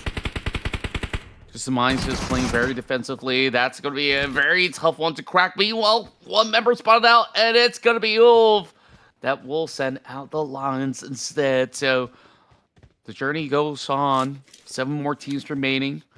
Gen.G, at least they were left with this space to play by the river. So there's not going to be much of a threat coming in from Twisted Minds because they're playing so defensively. Same could be said about the side of Regnum Kaya as well. I mean, we've seen them from the start of the match to be holding on to these locations, and they're never going to be a budging out of this kind of location.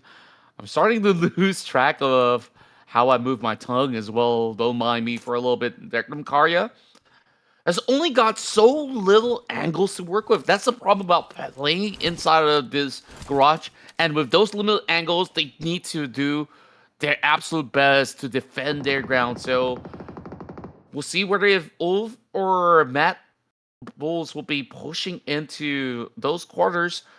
And Ulf, they're just opting to take the high ground. They don't really want to risk it just yet. Man, Ragnar Kaya must be thinking to themselves that if only we have a full team. Because the circle is on top of them, it will give them a big advantage to lock in the chicken dinner, but they have to make do with the 2 players that they have now. Oh well, it is what it is, and it is part of the competition for them to overcome these sort of odds. They had the circle, no full squad. Let's see how will they do this one. I wonder if they still get stage number 7 though. We'll find that out in about 2 minutes and 25 seconds. Yeah, meanwhile, Aaron, he spots that member of Gen.G lurking around, decides to be trigger discipline for the moment. Nathan also grouping up with the rest of Gen.G for the moment. Ulf Esports so far being really smart about their options. I mean, playing that high ground, they can also spot out the rest of these teams coming from the other side of the ridge. So there is some exchange going through, and it's going to be Jafar one more time. I mean, you saw how difficult it was for him to pull through from that far western corner map, and still he holds firm. Does tag those members of Ulf, but it's not quite enough to take them down just yet.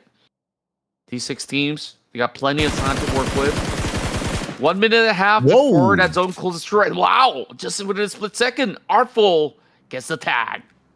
That was a work of art. Literally. But that means that another point secured by Gen.G. But that also means that he exposed his position to Aaron right now. And Aaron's trying to pin him down. The good news for him is that he's in the circle. So as long as he doesn't get knocked, he will still be fine.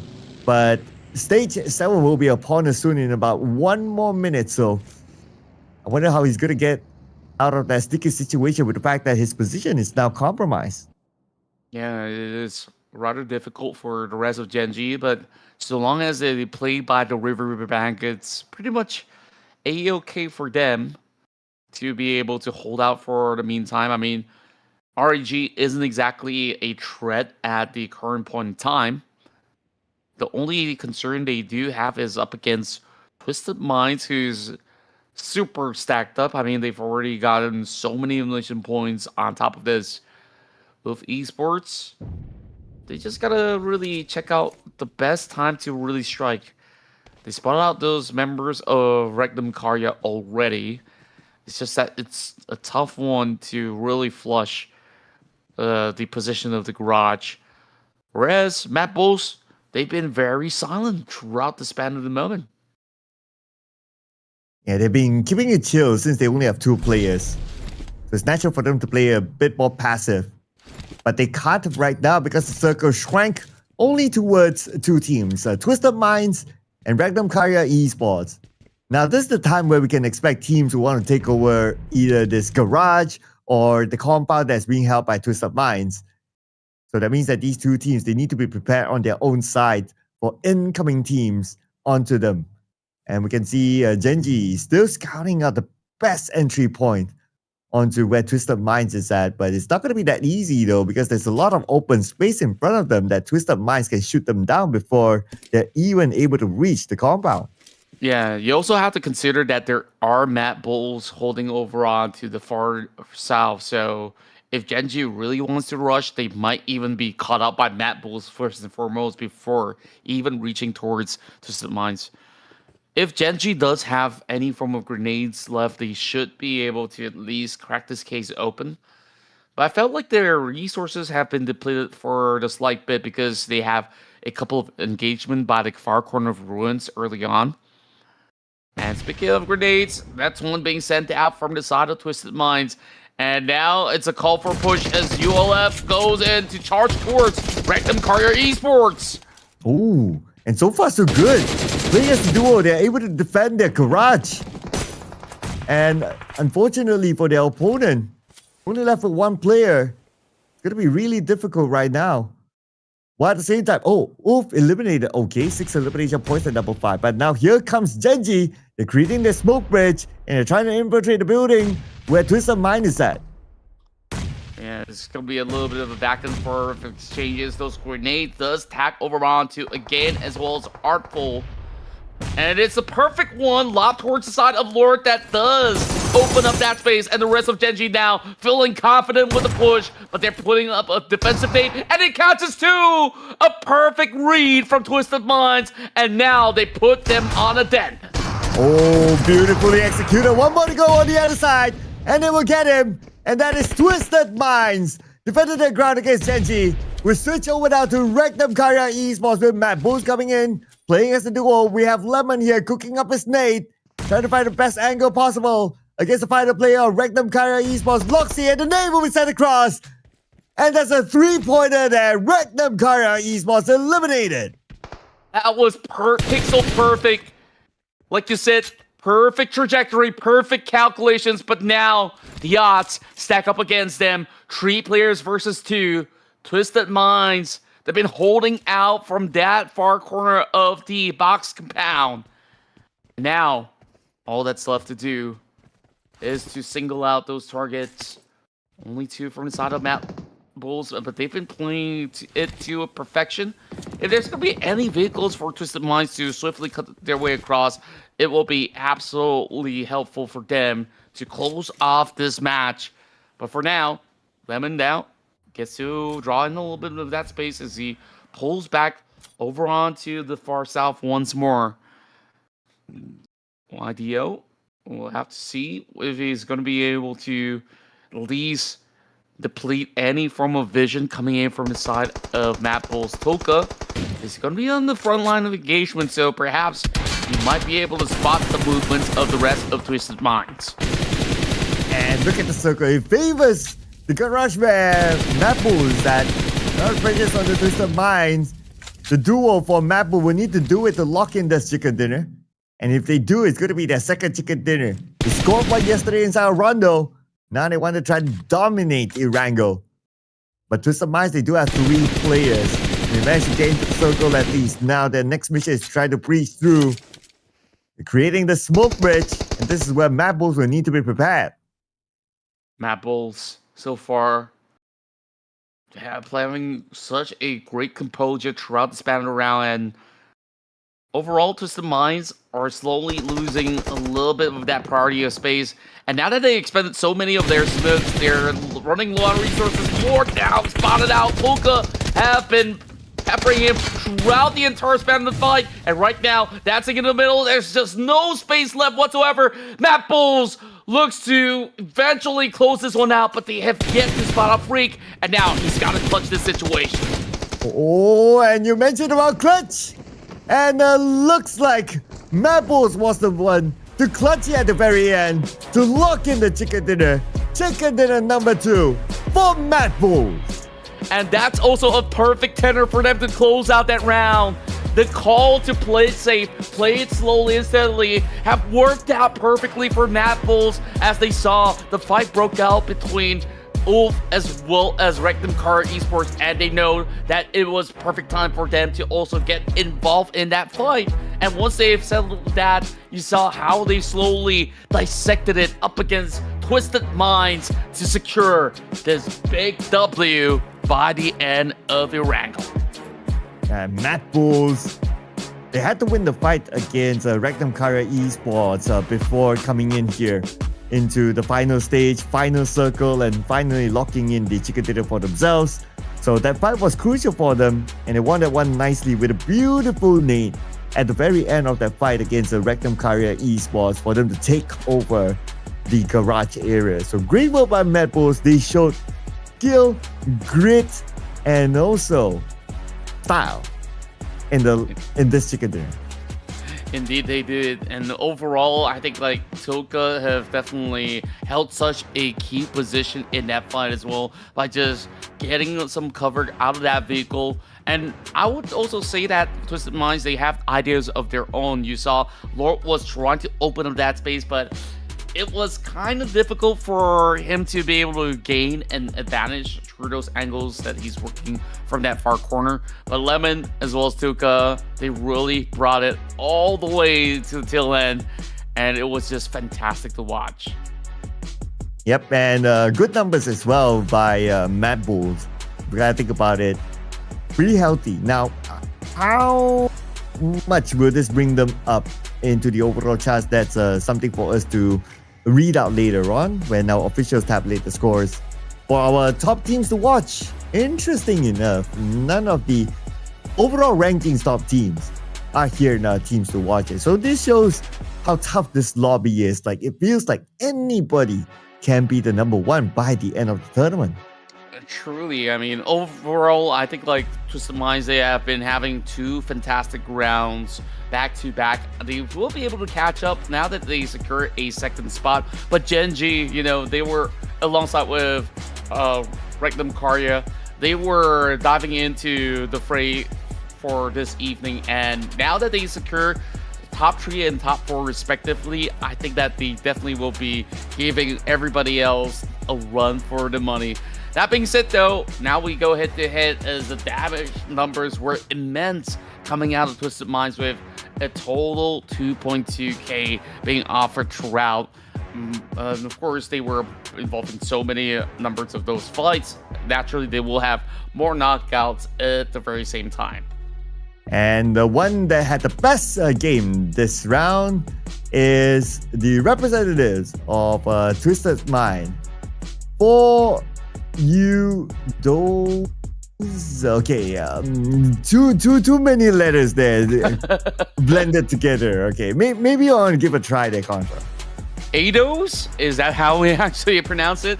If That I assume, sounds about right. yeah, if the 4 is an A, that is. I mean, it could be for Widos for all you knows. But of course, that being said, he's been working in tandem with Lord in order to be the top performer of the round until they were put to sleep by the rest of the MADBULLS. I mean, they just got trampled by the tail end of it. Okay, I'll take Ados. Yeah, that sounds pretty legit there. Of course, his teammate Lord is up here as well. So 7 and 6 eliminations respectively. And then we have 2 players representing MADBULL here as well, with Lemon here leading the chart. But overall, it's a team effort by MADBULL, and because of that, they scored 21 points in this round, followed by Twisted Minds with the most eliminations, 14 to be exact, bringing them a total of 20 points this time. And then we have Regnum Carrier Esports with 9, but before that, GEN.G Esports with 10. But we have 4 teams without points this round. R8 Esports, ARCred, who just came off a chicken dinner, Team Falcons, another 0-point round for them, and Inner Circle this time with a 0. Yeah, I'm kind of surprised that Inner Circle this time didn't manage to get much done. ARCred also, you saw that early rotation away from Yasnaya have costed them dearly. Whereas Falcons, you saw what went on inside of Pachinki. They did manage to put up a decent fight, to say the very least, and that was just Twisted Minds going on an absolute rally from that point onwards. This time around, we see a total of 70 total limbs to get alongside with plenty of healing, because a lot of these teams were spending a majority of the time soaking in the damage coming in from the blue zone to try to navigate a very difficult zone. We saw at one point it might just end up in between, you know, that tiny little island through the highways, and thankfully it didn't happen. And right now, GOAT still remains to be on top of the podium for the moment, but Twisted Minds, they've already gained 2 spots up as they advance into the 4th position with a total of 61 points. Yeah, a lot of movers here. Of course, it's only day number 2, so that's naturally what will happen. On page number 2, however, unfortunately for RA, they moved down 2 notches. They are currently at number 17. GEN.G is below them by only 1 point, so will be very realistic for GEN.G to push down R8 by the next round if R8 goes out with a 0-point round again. As for Regnum Carrier Esports, a decent round for them, bringing them up to number 15. And to be fair to them, they are playing their debut game here today. So by bringing in 13 points in 2 games, I guess that's kind of okay for Regnum Carrier Esports. Plus, they are getting a feel of the lobby. So we might see a bigger performance by a team like Regnum Carrier Esports coming up in the next round. But speaking about the next round, we will be heading into ERANGEL. But before that, we're going to take a short break, ladies and gentlemen. So don't go anywhere. We'll see you guys after this.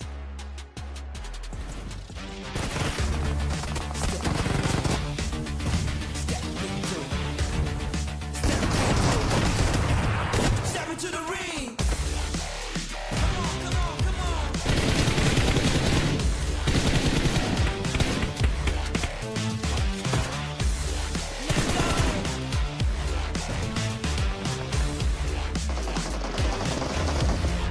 Step into the ring.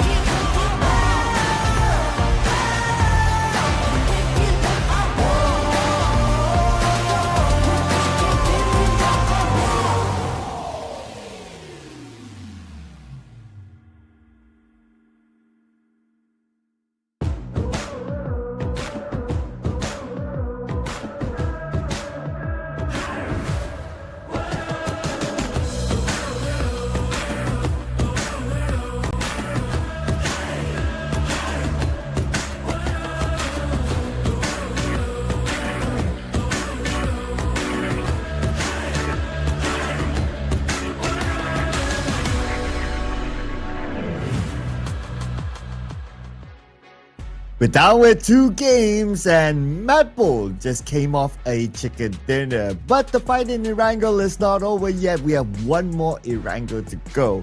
Welcome back, ladies and gentlemen, to the Ruthless Regional Showdown. My name is Sir Cloud together with Contra, and we will be heading on to our next match in ERANGEL before we swap over the map. That's right, and so far it's been very, very interesting on how things played out, where all these teams were just trying to navigate around a very difficult zone up towards the northern portion of the map, and it was MADBULLS that came out ahead despite having the odds stacked up against them, as Twisted Minds were on a rally. And we'll see if we're going to be having pretty much a similar notion. Maybe this time, if it goes further down south, we might get to see a little bit more of that action in the Synopsis come to the third phase. And because of that zone, you can see that the kind of shift that teams will have to really take. GOAT still remains to be the top performers in this specific map, whereas GEN.G, they are also stacking up a little bit of that rhythm back in that previous round, securing themselves a top 3 finish. So we have to really check out, can they do a little bit more as GEN.G? This is their first outing, and they're already getting themselves pretty much into a very healthy notion. So perhaps they might even take this round. Well, let's see who will take this round. Okay. This is predictions from the previous round, so I guess we're going to do some new ones. Let's see here. I think, who's interested? Okay, let's bring up for me. Okay, I'm sure we get the graphics soon. Okay, Regnum Kara Esports. Let's go. Ooh, really, really spicy choices out there. Now, I'm gonna have a little bit of a hot take right now, right? So last round it was Twisted Minds, scoring top 2, and I think they still score a mass majority of points. So what happens if they got taken out early, right? So we'll have to see if the Falcons can actually bounce back from that kind of deficit. So I'm not too sure. Maybe this can actually play out to their favor. It's a long shot, but I'm going to shoot it anyway. So Team Falcons. Just for the fun of it. Okay, who knows, right? Who knows? You never know. Yeah, but they must win their Pachinki fight. That's going to be their first condition. Well, production is going for the powerhouse Alpha Gaming as their pick. Okay, interesting pick as well. I mean, Alpha Gaming with that sort of lineup, you can always expect them to perform. So, solid pick as well. Yeah, I really do like it. And the reason why I wanted to highlight Falcons is that round was very costly for them because of losing out of that scuffle very early. They could have actually potentially climbed into the top 10, but because they've been shut out, then now they gotta go for a very different approach. Whether if you want to be more explosive in the battle, or you really want to just give away Pachinki entirely. But if they do so, where would they go is going to be the next big question as well, because in that span around, not many teams were opting to pick areas like GEEKAY or even somewhere over the south side of Quarry. So maybe these are just some of these notable areas that they can actually feel for themselves. But of course, enough of all these discussions, as we just want to see the action all unfold before our very eyes here in the Ruthless Regional Showdown. And here we go. This is going to be the last ERANGEL for tonight before we swap over the map into Miramar. Flight path is going to be very different this time. We're going to start off from the north all the way down to the south. And our usual hotspots, Pachinki, and also military base, the teams will be able to drop directly. So perhaps we might see still early fights in that area.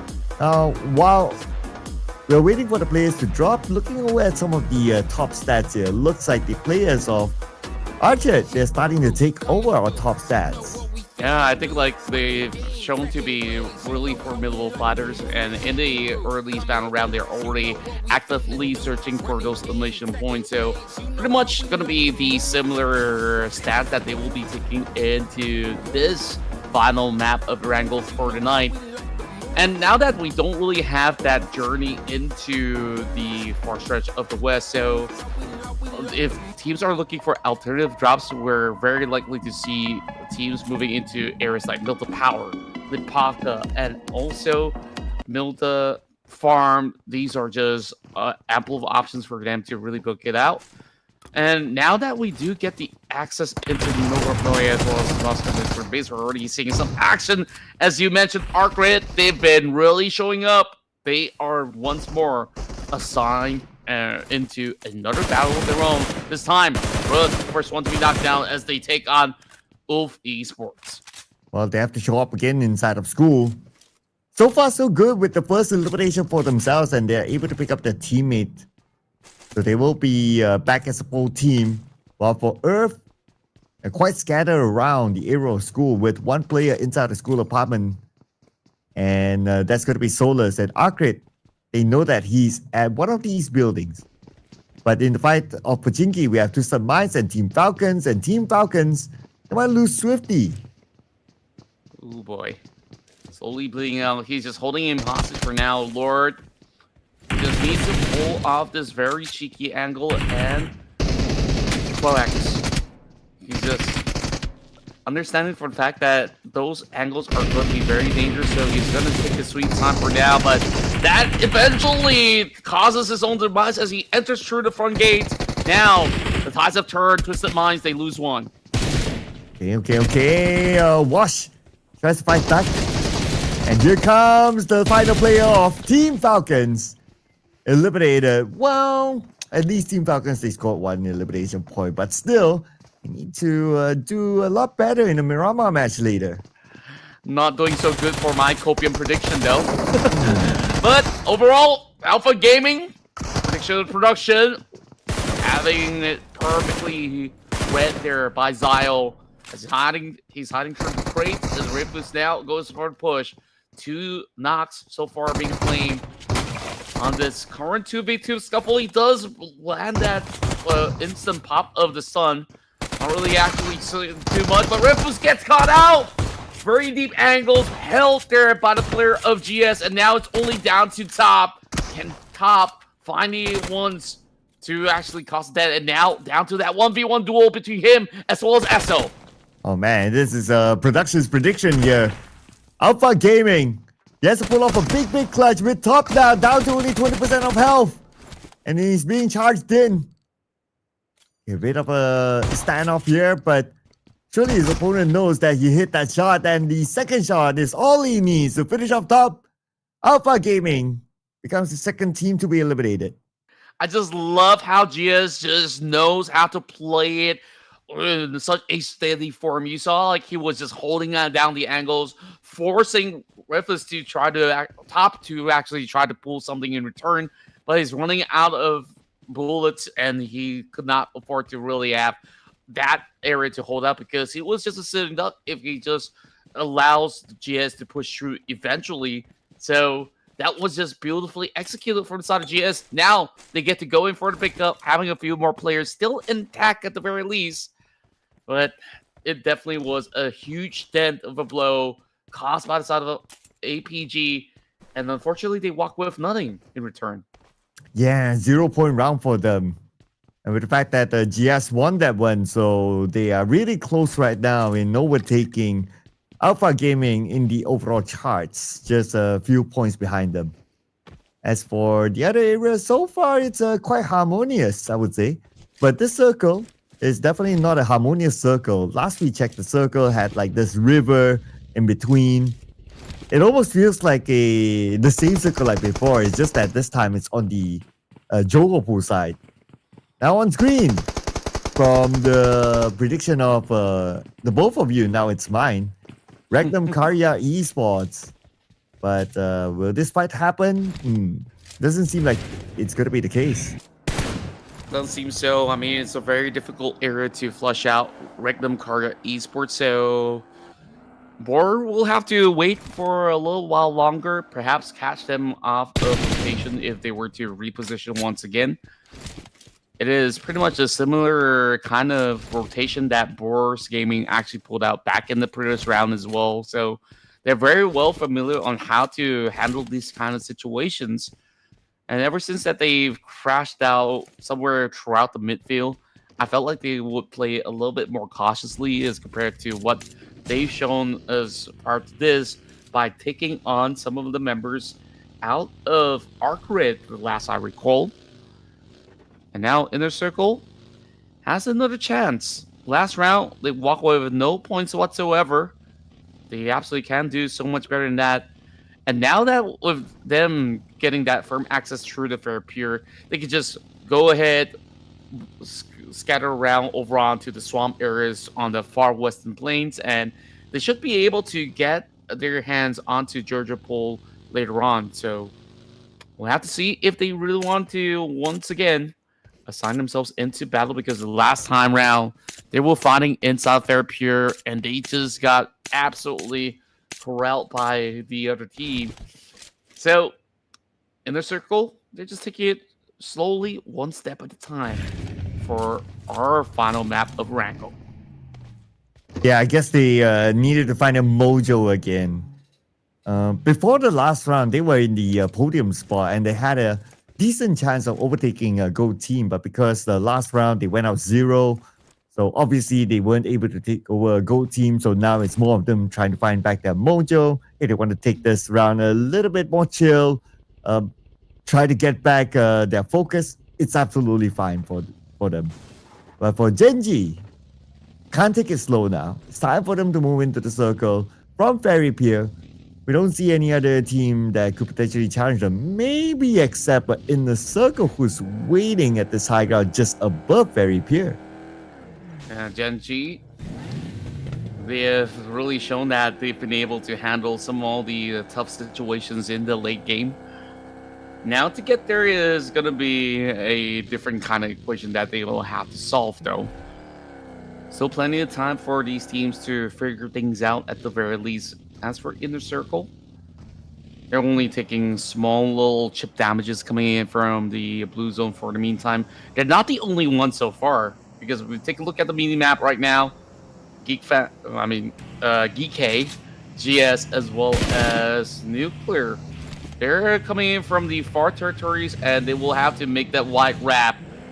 And it looks like it's almost similar, like what you mentioned, but this time it does get a little bit more of a coverage into the mainland instead. Georgia Pole is absolutely playable if they really want to at least hold out in the case where they catch out rotations. But for most part, these teams, they want to secure themselves those high ground just above North George. Well, I haven't heard that name in PUBG Mobile Esports for quite a while now. Thanks for bringing back the memories. Oh, wow. Yeah. I got confused for a little bit because, you know, like we got so many different kind of initials for these teams coming from different regions that we usually cover. I'm like, yeah, that's a little bit of throwback. Yeah, and the names can be quite overlapping, at least the initials, that is. But what overlapped Gold team is one of the players of Inner Circle, and they managed to take that one out, leaving Inner Circle with 3 players now, but at least they can still stay away from the fight and focus on to getting into the circle instead. Indeed. Well, Goat holds on for the meantime. They have to deploy a few smokes, and they opted to ditch that buggy since it's been shredded for a little bit. Gen.G is having a very interesting approach. I mean, a very scattered one at that, with Nathan just getting caught out over onto the far edges. Well, I say Nathan, it's actually Satan. I mean, I remember this player from many years ago, even when I casted PMCO. I mean, he is one of the OG players who are still up and running here throughout the MENA region as well as Europe. So it's great to see him still showing his best form to play out in some of all these winners lobby, I would say. Some of the finest across the 2 regions that we are witnessing. As MADBULLS, they're actually taking over the crash site very early on. Now, I'm not the biggest of fan of teams to play crash site early because, like, you will expect a lot of teams to be moving towards the location. But if you could be more aggressive than the rest of the field, then it can actually pay off very, very well. And I want to see whether if Regnum Karya can be able to eventually put up a strong challenge up against the MADBULLS. Yeah, so far no indication yet. But the indicator that we get on our elimination feed is GEEKAY. Now in the fight with ETSH, the fight for Suverny. But Suverny is by the edge of the circle, so there's a high chance that Suverny will not be in it. But anyway, a fight's a fight, and this will be the opportunity to collect those elimination points. But the circle, this looks familiar. It's almost like the previous circle where we still have this high ground area.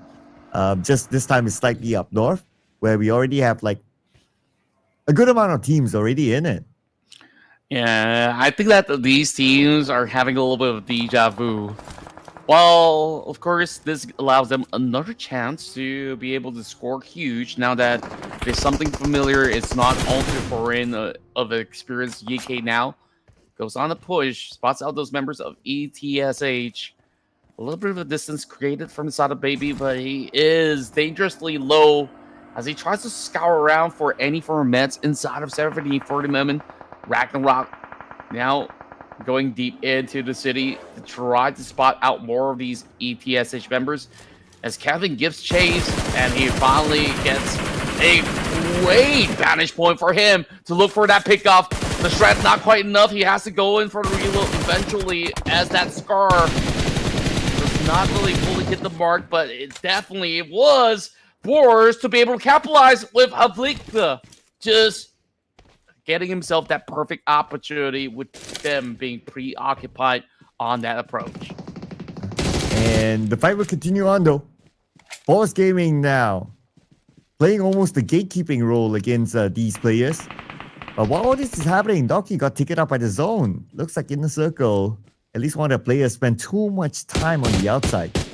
Unfortunately, will be out. That leaves the inner circle with only 2 players left. But the good news for them is that they're no longer bathing in the blue. But on the south, we have Kara here against RA. Kara Esports now wants to pick up the fight, but it's just going to be a little bit of a bait and switch. You can see that the rest of Kara has been deeply positioned by the hillside. CO7 just tries to draw a little bit of that exchange. They will be able to formulate an approach of their own, but right now it's going to be 2 members stacked up against the rest of Kara. And it's going to be very dangerous for Carlos to actually move back into regrouping with the rest of his team. Nuclear Zone, however, have just arrived at the scene of shooting range, and it's been MADBULLS that's been holding on that crash site for a very long time. And speaking of which, they've been able to strike down 1 member out of GEEKAY. It's bringing Nerzat already off the list. Wolf only left with 1 member for the moment, while GS goes dominating as they take on GEN.G. And with the high ground, GEN.G has the advantage. And they also have the advantage of the circle playing for the inner side. Somehow, again, is able to find that spot, find that angle to get the knock. And looks like GEN.G, they have the advantage, but then again, Artful needs to be saved. Looks like the game will go in for him, while Dami will take care of the off angle. Artful is still bleeding out, but again, he's really taking his time to pick up his teammate. Yeah, they do know that there is the rest of GS just pretty much hunkered down inside of the compound. So it seems like there is just no rush for her to pick up until it's going to be a very dire situation. They're just worried that if they were to go in for a rescue, then perhaps that allows them to push right through. They do not want to allow that to happen, but the mates are following very closely. Perhaps the time is now for him to go in for a pickup before they eventually have all of them bleed out. And there you go. GEN.G is still in a pretty strong position, if you ask me. But now, 1v1 with a high guy advantage is going to be Dami. And Dami, look at the damage with his UMP, and that's going to be enough for him to finish off GS. And GEN.G will reset as a duo. Yeah, poor Artful has been waiting for a long time for a pickup. That didn't happen, and now the rest of GEN.G will have to work with only 2 units available. Meanwhile, BOARS, they're farming big numbers, while the rest of Go Esports peppers down the rest of these teams who are inside of the shack. And here comes the full charge. The rest of the Ghost takes on Amori. swiftly, but he's been shredding out a few of these members at the very same time. With the arrival of CO7, they will be able to at least close out 2 in a row. And that's the first 2 points that ARCred secures. And Veronic got gunned down. But his teammates are there to protect him. They can still reset, not going to be a problem. Kara looking for the right angle. Veronic is behind the tree though. It should be okay for now. Plus, they still have the circle, so they can kind of take their time. Obviously, we can expect more action at the northern side, but we're going to focus on to R8 right now, trying to get Kara. And Kara's on the other side. The terrain is not really helping the angle. Well, one player of BOARS is currently down though. And Havlik is the one down earlier on, eliminated by ARCred. Yeah, the rest of BOARS really got themselves into a meat grinder as the rest of ARCred has been able to close it upon them. Now that is going to be a difficult area to play out because they're on the lower ground. Meanwhile, the rest of Ruthless Pro has secured the other side of the hill, and this is going to be a very powerful position for them to really play this one out. ARCred now goes in for a reset, already 7 points, and just like that, another pin coming in from Diana to cause a dent. Diana barely surviving. He cannot afford to stay for far too long as well. Vika holding the other side is, of course, this time hit up against 2 members of the Bears. For this pro, unrelenting as they are looking to shred them down to pieces, bring them down to size. Core still holding on, but how much longer can he hold out? This nade by Diana will surely lock in the liberation point. He doesn't want it to be denied away by the zone, and that should be enough damage for them to collect that point. But now Diana has to get away. His vehicle smoking out, but shot down from behind. And there goes Virtus Pro in this round, eliminated. They got absolutely overwhelmed. Multiple directions being shot right towards them. And this time around, the hills are open for the taking. We can see R8 right now. I mean, the rest of RG just trying to actually find something in return. Kara now bombarded with Amori. Now, having Lewis limping out. This is going to be the cue to call for the side of Amori to try to once again push through. He's got no nades left whatsoever, but of course his teammates will come into the rescue.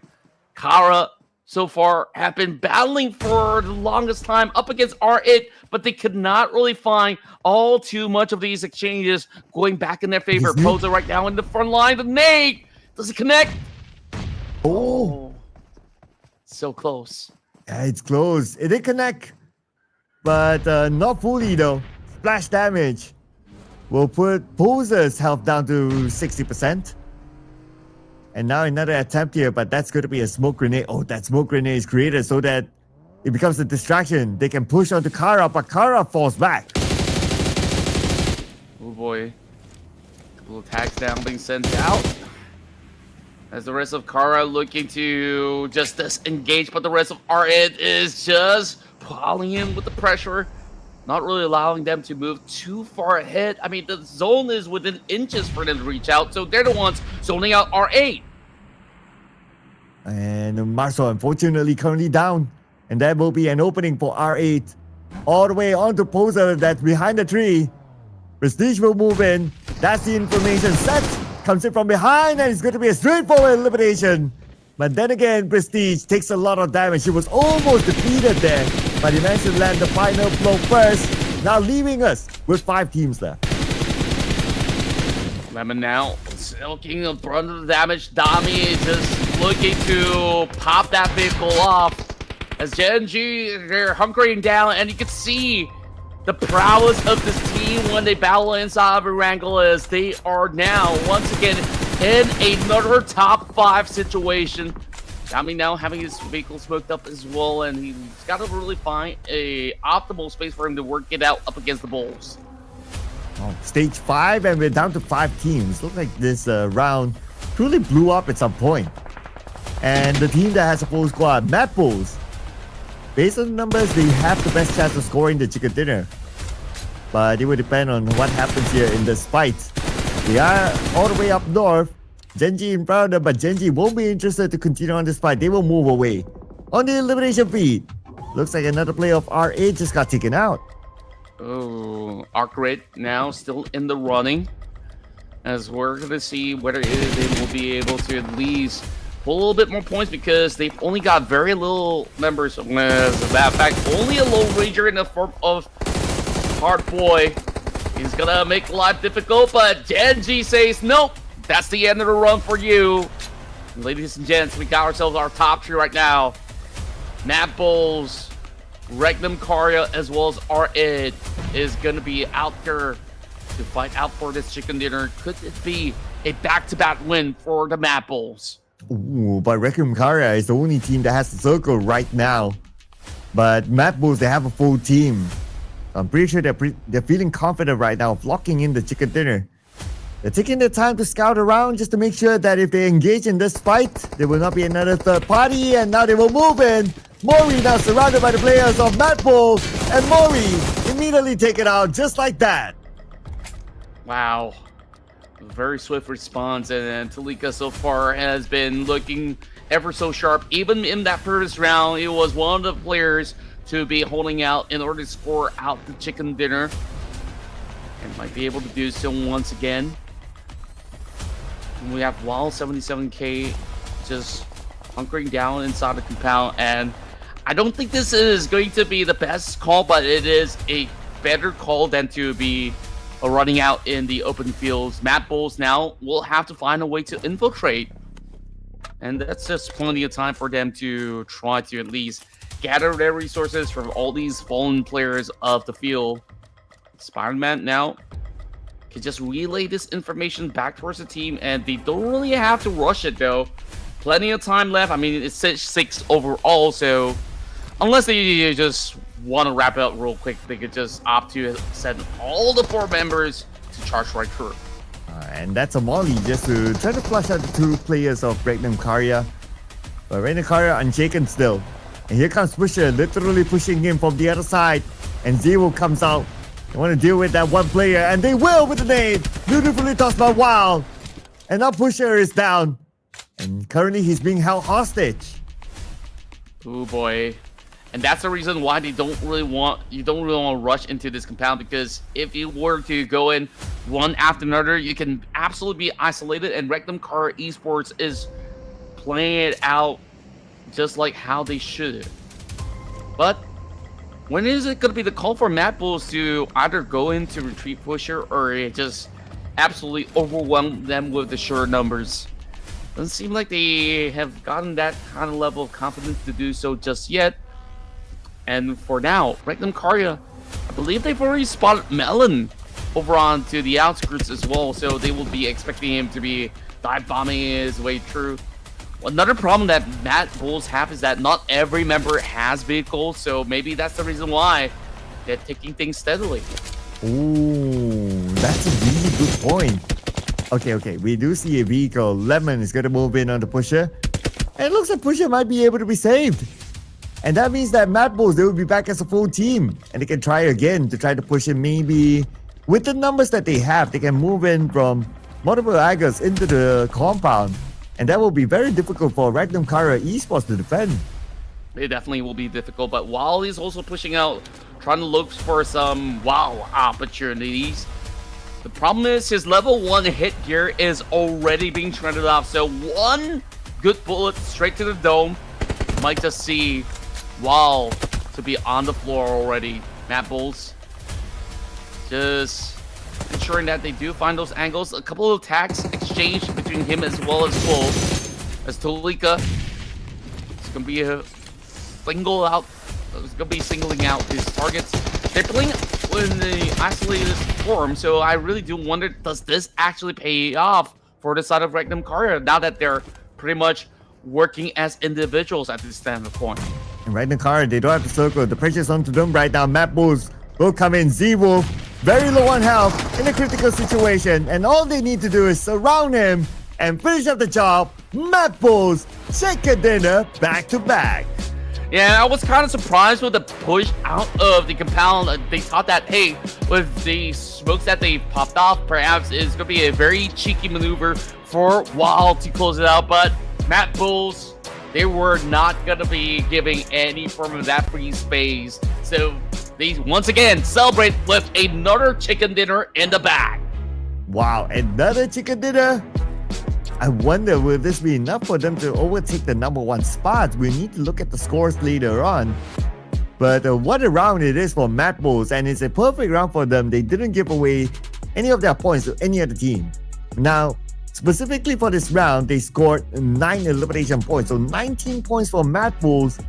Ooh. I don't know, is it enough though? If it's not enough, then at least it's very close to the top now.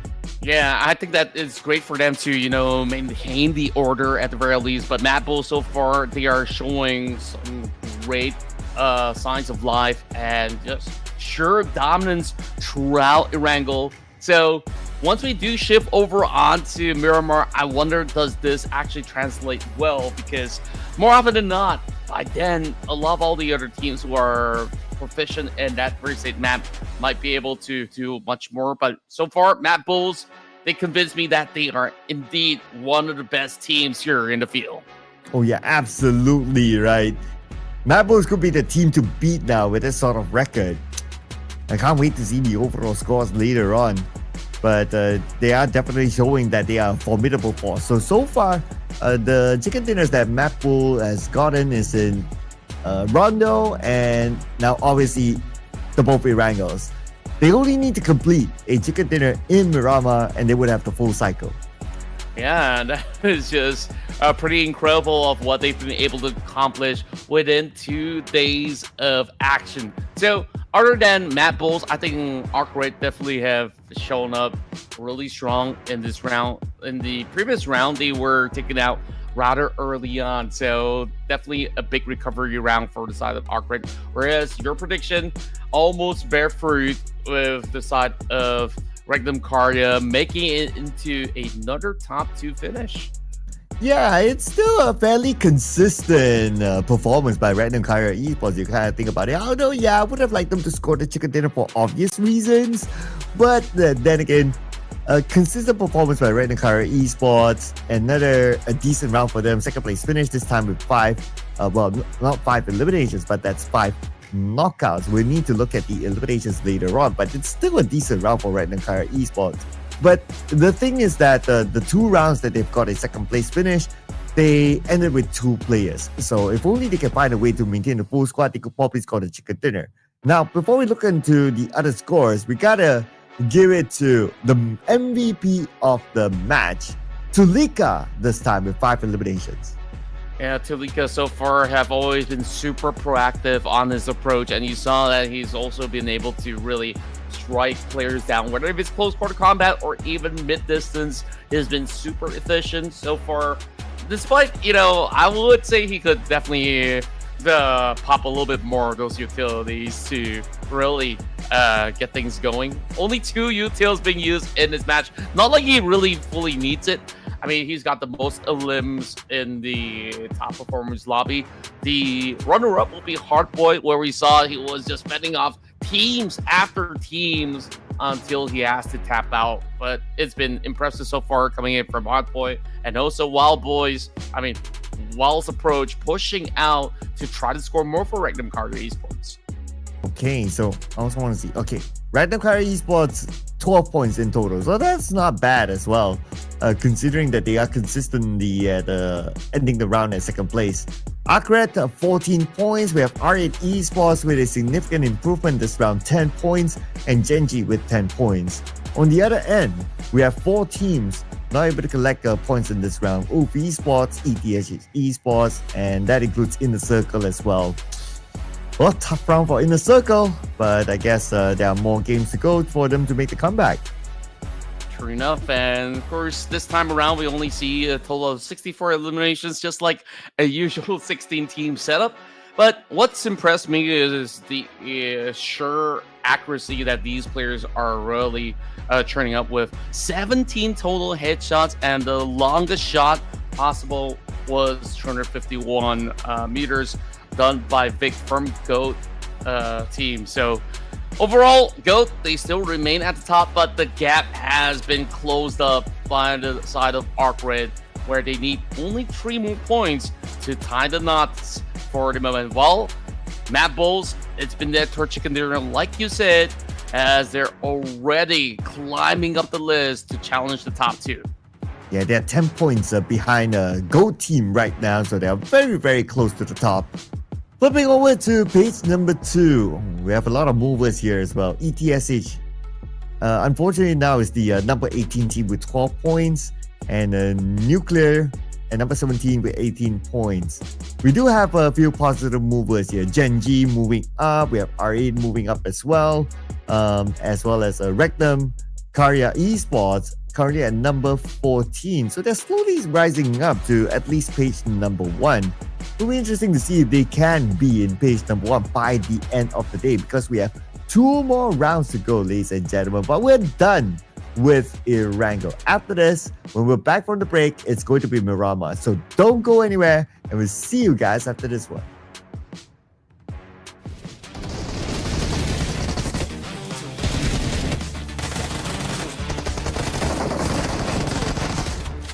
Step into the ring.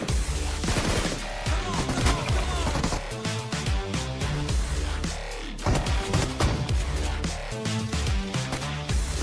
Let's go.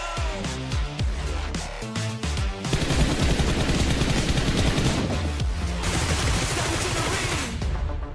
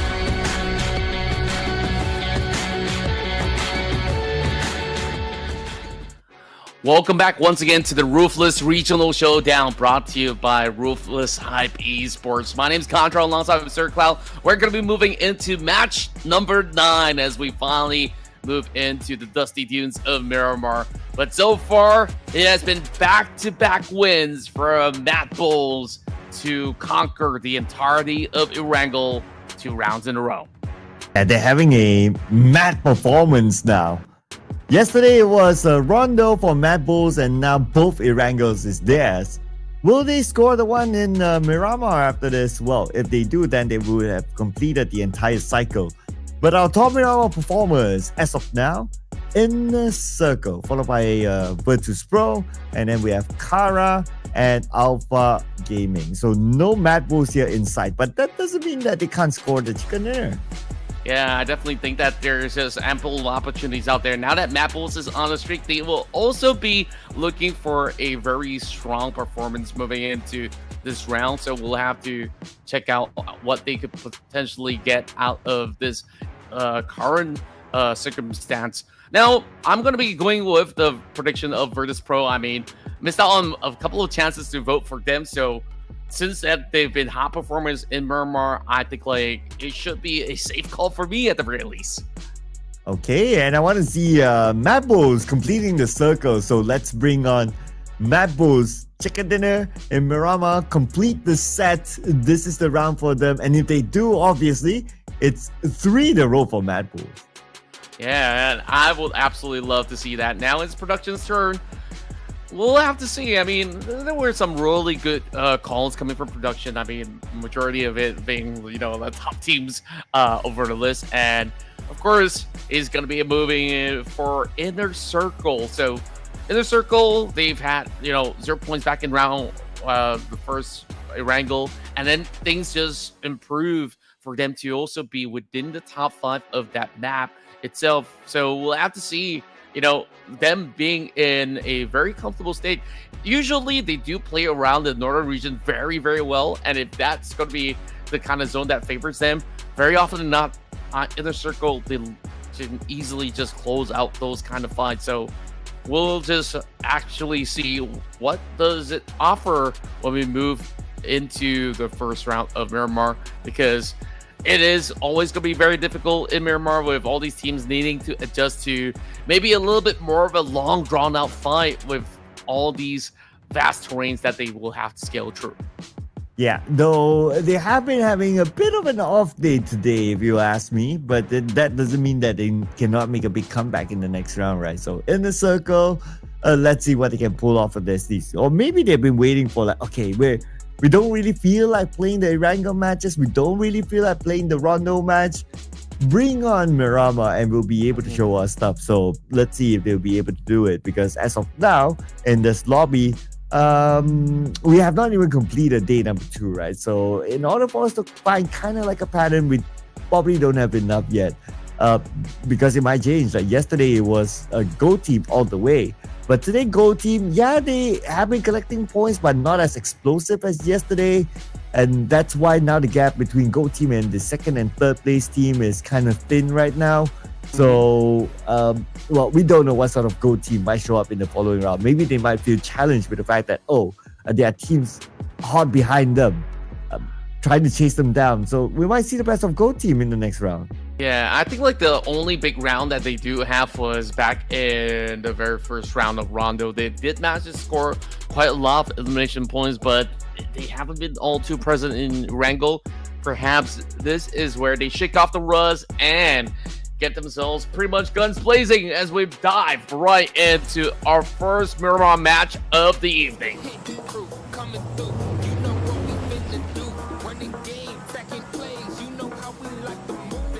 And it is Miramar, ladies and gentlemen. The first of 2 Miramars today. The second last map before we end day number 2. At the fly path this time, we'll be on the left side. And we will end on the right side on top of Puerto Paraiso. So some of the hot spots like San Martin is even still reachable based on this fly path. And of course Picado as well, one of the other hot spots. But we are starting to see like a couple of teams jumping off early. We might see a fight inside of El Pozo maybe. Yeah, perhaps so. I'm also expecting perhaps locations like Los Leones as well as Chumacera to be some hot spots as well. So we'll definitely want to keep our eyes peeled for any form of action that we might be able to witness in the moment of the Stage 1 contest. And of course, it's going to be Alpha Gaming that will be the ones that will be able to claim Chumacera for their own. So no contest on that spot. But you're absolutely right about El Pozo. We have Twisted Minds floating towards that direction. Are they challenging Team Falcons again? I really do wonder, because they've always been just sticking around each other's area. And now, hopefully to settle the scores once again, Virtus Pro now securing themselves a couple of all these itemizations in order to take on Nuclear Zone. And NCZ, they haven't had a hot run throughout the past couple rounds, and they're starting things strong. Say My Name now goes in for the full blow, and they are going pretty much big on the exchanges. Yeah, around the area of Valdemar, and looks like Virtus Pro doing so far so good. Though they have 2 players down, but they can still be saved. But in order for them to do that, they have to deal with the incoming Nuclear Zone. Arthur here together with his teammate Fajita. Oh, but the fight between Twisted Minds and Falcons is happening at the same time, and it looks like Twisted Minds are winning this fight, and Team Falcons, again, another early exit for them. Yeah, it really feels like this rivalry will continue on for as long as it should. Sticky Grenade not really hitting the mark. Fajita now needing to deal with this situation alone. As we can see, Arthur was stuck over onto the top end of the field, and Say My Name goes in for a Hail Mary play. A 1-for-1 exchange as Arthur right now swinging his UMP, not really hitting the mark, and now brings in the Micro Uzi to play as well. For a reload, and he's looking for the optimal angle. He does get the response. And now you can see how low those VP members are. They desperately need to at least heal up before they take on Arthur. Arthur needs to do the same as well, but he only has bandages. So he will utilize all of them for sure. Inner Circle in the fight with Random Carrier Esports, it seems. Wonderful fights happening across the map now. Oh, Malloy is pretty low. He does not have any healing utilities. But checking out inside of Picado, Random Carrier Esports. Now with only 1 player left, Mr. Wild against Inner Circle. Oh boy, pressure now piling on them once again. Arthur with that UMP is just so lethal, especially with them just being 1 hit away from being taken out the list. He's dancing around, swing comes right through Malloy. He heals up, but can he actually find the mark? Have yet to pick it up, but finally, with 2 members pointed out the door, they will be able to finally close out that fight as Virtus Pro gets to lick their wounds. Back onto Picado. In the circle, they have a huge advantage because Magnum Carrier only 1 player left. While MADBULLS, our star team here for today, looks like they'll be playing the rest of the round without Lemon. Unfortunately, an early exit for him. I guess he'll be waiting in the lobby for the next round. MADBULLS 3 players against ETSH right now in a standoff. ETSH not really pushing it because their teammate Baby now being held hostage by Talika. Yeah, Talika so far have really shown his fangs throughout those rounds. And it's so interesting to also see 1 player to be moving over onto the waters. It's going to be Spider-Man looking for a very wide flank. Talika does secure it up against Baby. And that's already 2 back-to-back points. And the rest of ETSH is playing a very passive stance, though. Like, that player is just running right in the open, and it's just going to be Icy once again. Going very explosive on the exchanges as Inner Circle does actually win out that trade, scoring 4 points that now will be joining the list of VP as well as Twisted Minds in those exchanges. While we wait for the clash to happen, I am also looking at the potential clash in the area of St. Martin, where we have R8 there together with Wolf. And that area is not within the circle. So if that fight were to happen, it has to be really quick. But then again, of course, on the now that I think about it as well, the circle is not that far. So even if they want to take a bit of more time, it will still be okay for them. Yeah. Taking back onto Puerto Price, this fight looks like it will still be a standoff. Yeah, it seems like MADBULLS, they like to really cause a little bit of chaos by just waiting around, leaving their enemies guessing, and now ETSH is only left with one member remaining. Shiva got nowhere else to go. The door's being broken down as well. There's barely enough space for him to really play through, so he's just hoping that if any of the members of MADBULLS is going to be rushing through, then maybe that's going to be an opportunity for Shiva. And Shiva now, what is he going to do? I mean, look at this. He's really surrounded right now. Whichever exit that he takes, there will be a play of MADBULL waiting for him. And there's nothing he can do to save his teammate Reverb. So now Shiva is pretty much all alone. Interesting enough, even though MADBULL, they know that they are surrounding him and they have 3 players, but even they are not taking the active approach against Shiva. Yeah, it's just a very slow, conscious push. And now it's going to be a 2-prong swing coming out. Shiva now tries to hold down with the AUG. Spider now brings out DBS into play as well. Well, Tulika is also looking to close in from the other side of the direction, but Spider-Man's looking to actually pin him down. It withers him down just enough for Pusher to get the final elimination, and that is just a pure ace delivered by MADBULLS again. Yep, and job done in Puerto Price. It's all about finishing up the remaining loot and move into the circle. Or catch here on the high ground. Sees the movement here by R8. He's going to pull the trigger.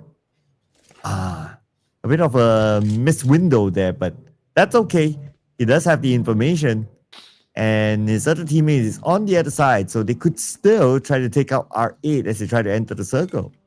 Yeah, what I do tend to witness coming from the European teams is that they actually strive when it comes down to really precise calls, and you could definitely tell even from the stats itself that they always go in for headshots, and it just goes to show that you want that clean fight, or else don't simply rush into things because it can actually backfire. Now, you did mention that Oof is actually taking a very slow response despite being close to the zone, and now plenty of teams are ahead of them to be able to reach into the areas of Impala as well as Truck Stop for the moment. Speaking of Truck Stop though, GEN.G will later take on GES for the moment, while R8 now gets caught out by Solus.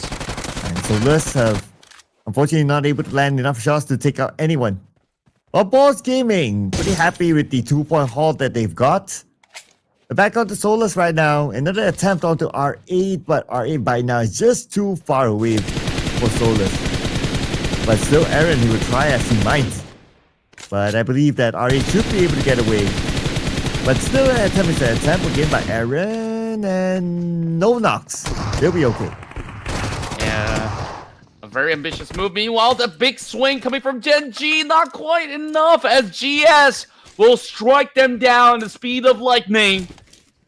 Wow, that was so swift. As they just concluded the entire fight here in Truck Stop, and this is such a valuable space to really play for the end game, because other than Truck Stop, the other option was Impala, which is kind of tough to actually play out. It is going to be just by the edge of this stage 2, so more likely than not, you will expect teams to be playing somewhere closer to the center. This is just slightly up north from where they need to be, so they could afford to hold out for a very long time. Meanwhile, they've been playing the active approach, but never really found anything to convert so far. Doesn't really help that they're also soaking the damage from the blue zone. Yeah, though they should be able to survive this one, but then again, they will need to expand healing utilities. Akara now pushing in on the Truck Stop. And right in front of him is going to be Esso. Poser will lead the charge. Poser sees the incoming vehicle. Landed 2 players from GS. So it looks like they will want to take this fight head on. But speak about the fight. How about Gaming a fight with BOARS? Ooh. There's been a couple of fights now for BOARS. as they rock back and forth between teams. It's going to be Kara that does actually land the initial shot. Nate's now being exchanged between CEO as well as Icon. Icon just looking to eventually bring his teammates back up alive. Will be able to do so. Whereas it's the BOARS striking from a distance as well, while SO77 have been able to land the mark, and the fight continues on with RONDO taking on the rest of Twisted Minds. Twisted Minds, they're gonna push in though. But no entry yet, the volley is still active. So Freak has to wait. While that, he's cooking up this nade. They're lobbing it across, but nobody's home. Now time for him to push in with the UMP, but at the same time, he has to be careful of the fact that the blue is on top of him. And we're moving on to stage number 3, so the blue will definitely start to hurt here. While R8 defending the ground. Nice near the Freak though. Freak now in the critical situation. He needs to heal up, but the splash damage by Mori's second nade will knock him down.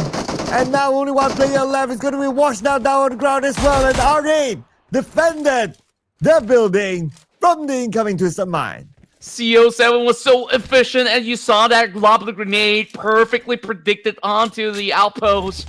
And now Twisted Minds do have one member planted on the outside, but it is going to be Prestige looking to eventually strike him down. But he knows for a fact that that player is around the corner, so it is going to be really, really tough. Twisted Minds opts to cut their losses right now, only left with one player remaining. But they've done just about enough. 5 points now accrued as they try to race up against the rest of Virtus Pro. That boy now being peppered with a little bit of spray. Twix will be able to secure it. Meanwhile, Kraken spots out over onto the top end of the field that there is somebody planted up there. So they are very, very careful on where they're going to be moving out ahead. Derm now gets a glimpse of all the members of ARCred, and this is going to be a tough situation for them to get out of. And ARCred might lose a player. A Go team right now, 2 elimination points, driving by, but they have to save their teammate Varanic, who's currently down as well. A Vic on a smoked up vehicle, taking a bit of a risk there. As much as they wanted to save Varanic, he has been eliminated. Now Go team, 3 players left. The good news for them is that they are in the circle. But for how long? Because right now the zone is closing. And the fact that this area is by the edge of the circle, they might not get stage 4. So they have to plan their next move. They absolutely have to do so. ARCred right now still having 2 members to try to trade right back at GOAT. But they can only hold on for the meantime. They gotta also pay attention to Virtus Pro, who's also approaching from the south side. So it is looking pretty daunting for ARCred to hold on for far too long. I have to see, though, because they're planning up the hills. I don't really see those vehicles. Oh, there we go. There's a buggy for them to work with. So at least they could still rotate if things ever go a little further south. I mean, overall, they've been able to also catch a glimpse of MADBULLS moving towards the direction. Rufus now drops those nades as we're looking at the Mongolians trying to take down some of the finest of South Asia. Oh, seems like IQ have been struck by R8 from another different angle. And we can expect more angles now with teams coming very close in contact with each other with this kind of circle. I'll be looking at up north as well. That could be another potential fight between ULF and GS. But we're going to look at what's going to happen at the south here involving Inner Circle and Alpha Gaming. But beautiful nade by T2 for the knockdown Refus.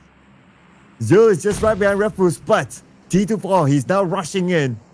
Coming in onto Refus, but he has to be careful of Zero as well. Zero will fire back and will get T24 as a revenge move. Wow, Zyle just having the perfect read right there. And for that player to try to push into the compatible is a very, very tough task as well. You saw there was just a lot of all that spacing between him as well as Zyle, and Zyle just took full advantage of it. Virtus Pro, so far, they've won out that battle inside some of all these city terrains, and after that, they've been on the lookout. But then again, from this point angle, it is going to be really, really difficult for them to really gain any form of advantage up against ARCred. So Virtus Pro just opts to stick around Impala for the meantime. The rest of the GOATs have been able to go in for a little bit of that reset. Because you're still going to be having 3 members afloat, but never mind that. It could potentially be only 2. The revives should be going in effect for the rest of GOAT to stay intact for the meantime. But Vic, he's got his eyes locked back at both Derm as well as Hardboy. So ARCred, I don't know how long can they actually play from this high ground terrain, because this is only stage 4. I would expect it to move deeper towards the north. Yeah, and when that happens, then ARCred will need to leave the high ground advantage. Trying to play a twist of minds here. Ooh, Ado. He knows he's being surrounded by a team, and that's Wolf Esports. But somehow they're still not able to come across him. Okay, interesting. I don't know what sort of invisibility cloak is he using right now, but it's working.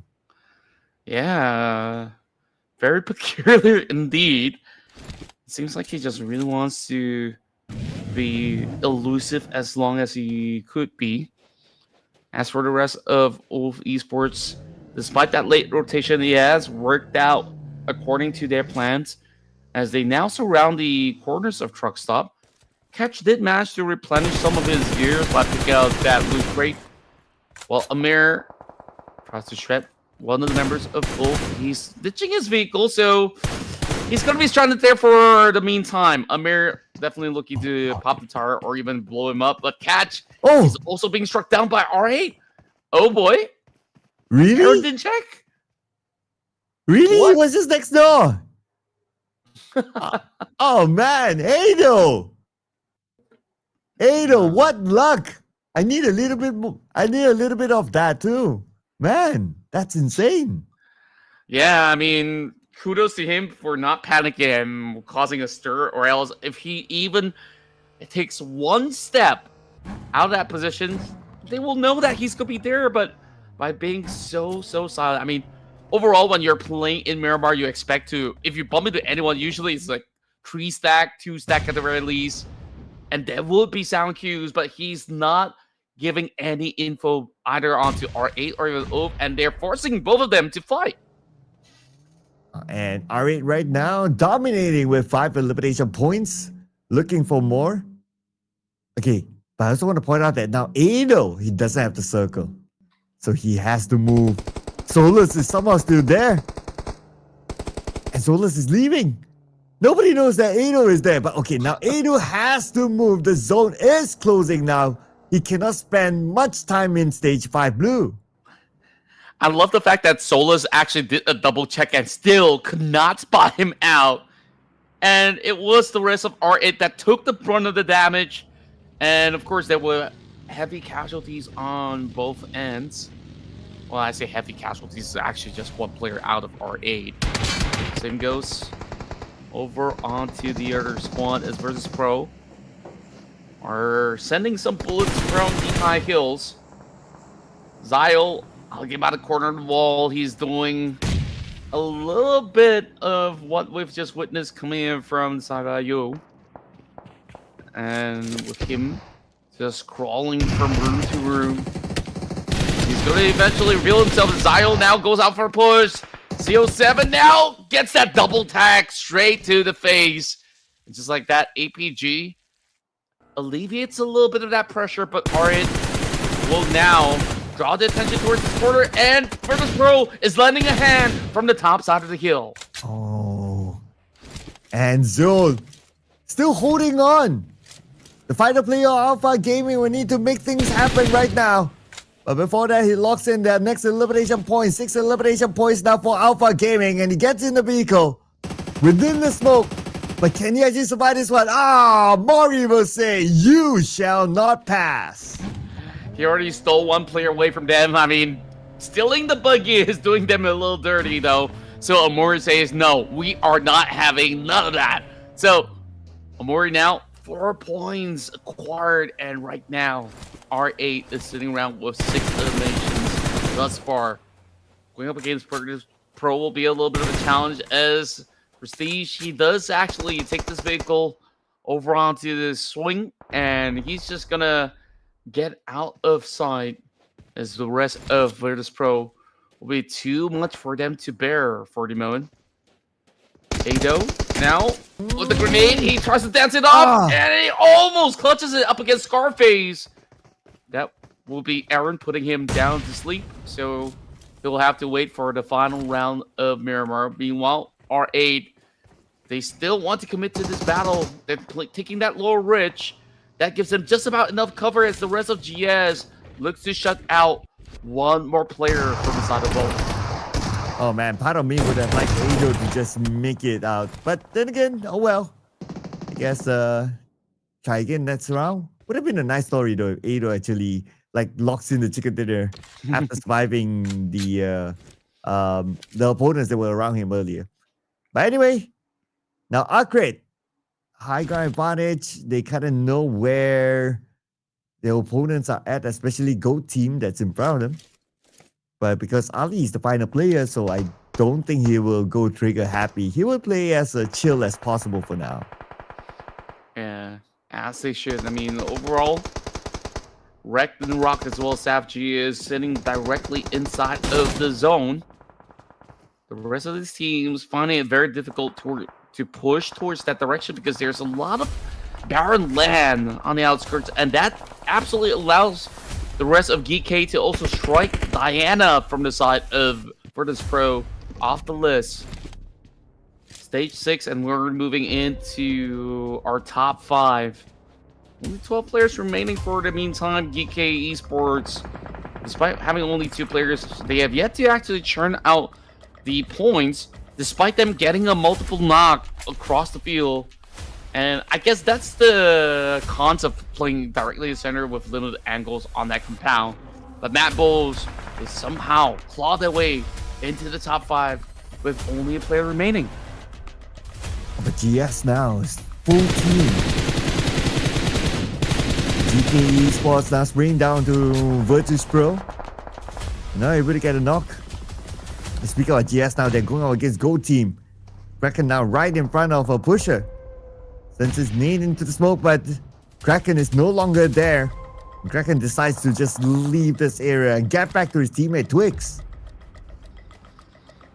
MADBULLS now relying on pusher to at least secure another top 4 finish. Is a chicken dinner still possible? Perhaps so. I mean, a lot of all these other teams, they're being withered down already. GS, they still have the full stack. Probably is going to be the team to beat for the many who's still available in this matchup. But the problem now is that GOAT team, they got their eyes onto pusher as well. So MADBULLS, they barely have enough space, and they're not in the zone just yet. But the ones that are in the zone, especially GEEKAY, they'll be pretty chill in the middle right now. All they need to do is just hold and defend and just make sure teams don't come close to them. Which shouldn't be a big problem for now because there's a lot of open space in front, so they can detect teams from coming in even before they are able to crash in onto their compound. But for GS Esports on the south, now only one player left is going to be Esso. Well, not one player left, but there's one player only here. And he's managed to take out a player of Virtus Pro, but the counter fire came in. And from afar, Ragnarok might lock in this elimination point. Esso now calling up for help. Yeah, it's a very, very difficult spot to even consider for a save. But just have those numbers so they can afford to at least go in for a little bit more of a wide swing on that vehicle to go for the pickup. And they will be back up to a 4 stack. Amir overlooking from the heel side, seeing whether or not if they could eventually look for a commitment. But Virtus Pro, they're sending a couple of grenades, tagging onto the members of GS. So Icon is looking to once again build out because this is nowhere close to the zone. But now they know where exactly Virtus Pro is at. That vehicle is the only thing that could save Virtus Pro from the devouring blue zone that's coming on to their location. And look at the circle. GEEKAY is favored by the circle with the compound. But if only they have a full team, then it would have been a better position for them to be in. But then again, playing as a duo, let's see if they can do it later. GS Esports right now. From the north, they're going to come in. But they have to clear off whichever team that's in front of them. And one of them is going to be Virtus Pro. And Virtus Pro now down to the last player. Spotted out by ESO. And GS Esports locks in that elimination. And they're currently on a rampage with 10 elimination points. Oh, huge numbers out there as they just shut out Virtus Pro, moving into the top 3. And they've already got all the information that they need to eventually close out the game. It's more so of the execution right now. Go Esports over on the other side of the hill. Meanwhile, GEEKAY, they have never really leave the compounds, so to speak. So as it stands, that 2-2 split formation so far allows them to absolutely dominate the field. We'll have to see if both GEEKAY as well as GOAT want to consider tag teaming up against the rest of GS in order to shut them down. But even despite so, it is going to be some hard angles for them to work with because of that 2-2 split going on. And now with the shift, we'll see GS by the edges of the upcoming zone, but GOAT have already lost that party. Yeah, 4v2v2. Who's going to make the next move? That's going to be the question. GS Esports, they have a full team, but they are also playing this very, very carefully. They don't want to let go of the advantage that they currently have. And they managed to take out Kraken from afar.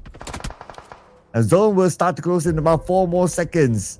So the pickup of the Kraken has to happen quickly because we're at stage 8. You don't want to have even a second in this blue. Not at all. They could just easily deteriorate in an instant. Jafar now considering a push with that buggy is he's just waiting for the right opportunity to strike. They still have to deal with the rest of GOAT over in the other corner, but that is quickly being brought down by GEEKAY instead. And Kraken is barely surviving. He's got no angles to work with. And now the blue zone is already pushing them through. It's either going to be GEEKAY or even GS to take those final points. And they did not themselves by the blue zone. Oh well, I guess no point given away. That's the other best thing that they could do. Now, it's going to be the final fight here. GS versus GEEKAY. The 2 players of GEEKAY has to do it. And Ragnarok's holding the front line right now, but a lot of focus given onto the back house. I wonder if GEEKAY knows. Okay, they surely have heard the footsteps here. Ragnarok position compromise. He's on the 2nd floor. And here comes Jafar onto the 2nd floor. SFK in hand. He has an idea. Ragnarok nailed down. And now all they need to do is to focus on the private player of GEEKAY, and GS will be the chicken dinner winners of the Miramar match.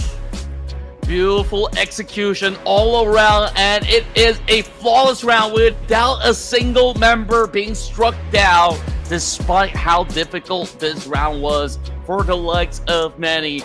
GS takes their first win here, and perhaps even more to come because we still have one more round in Miramar.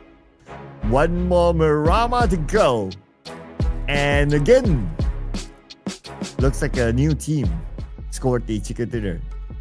So this time, let's see, how many is that? 12 eliminations, so that's 22 points collected by GS. It's going to be real interesting, especially with this lobby, right? Until now, there isn't like a clear team that's like, okay, this team is truly dominating. And that's what's fun about this lobby. I guess we wouldn't know who will be the absolute champion until the very end. True enough, and you saw how much damage SO has been able to strike throughout the span of the round. I think he's been able to accumulate the most amount of elimination points thus far. On top of that, everyone out of GS have been able to really work it out as a team. That 2-2 split was pretty much too difficult to deal with. As you saw, eventually some of all the other players who were opposing them over onto the hillside eventually had to tap out because they slowly ran out of space. Whereas GS, they took that opportunity to also close in the distance to eventually get that close quarter combat up against the rest of GEEKAY to seal the deal. So this was magnificent coming out of GS Esports. Oh yeah, absolutely right. Magnificent round for them. Complete squad towards the end, did not give away a single point to any other team. Virtus Pro, also part of the teams to watch, followed by GOAT's team and also R8. Now with the fact that GOAT team is here, I don't see any other closer contenders in the top 4 teams to watch this round. So there's a big chance that the GOAT Esports will still remain at the number 1, and also they will pull away from the competition. Yeah, very likely or not, they will still be able to hold their grounds, whereas Virtus Pro will definitely be erasing up the list as well. So they can be a potential contender in the upcoming round. But take a look at the damage numbers. 2,000 in comparison to only 900 over damage coming from the side of GEEKAY. I mean, for most part, GEEKAY have accumulated majority of their knocks as well as their points in the very late game instead. So other than that, they were not exactly in trouble, whereas GS literally had to fight tooth and nail for it, scoring 7 knockouts, and SO undoubtedly the MVP of the match. Oh yeah, with 6 eliminations and 890 damage, he showed up a lot on our screen. But the only thing that we need to unlock on SO is his picture.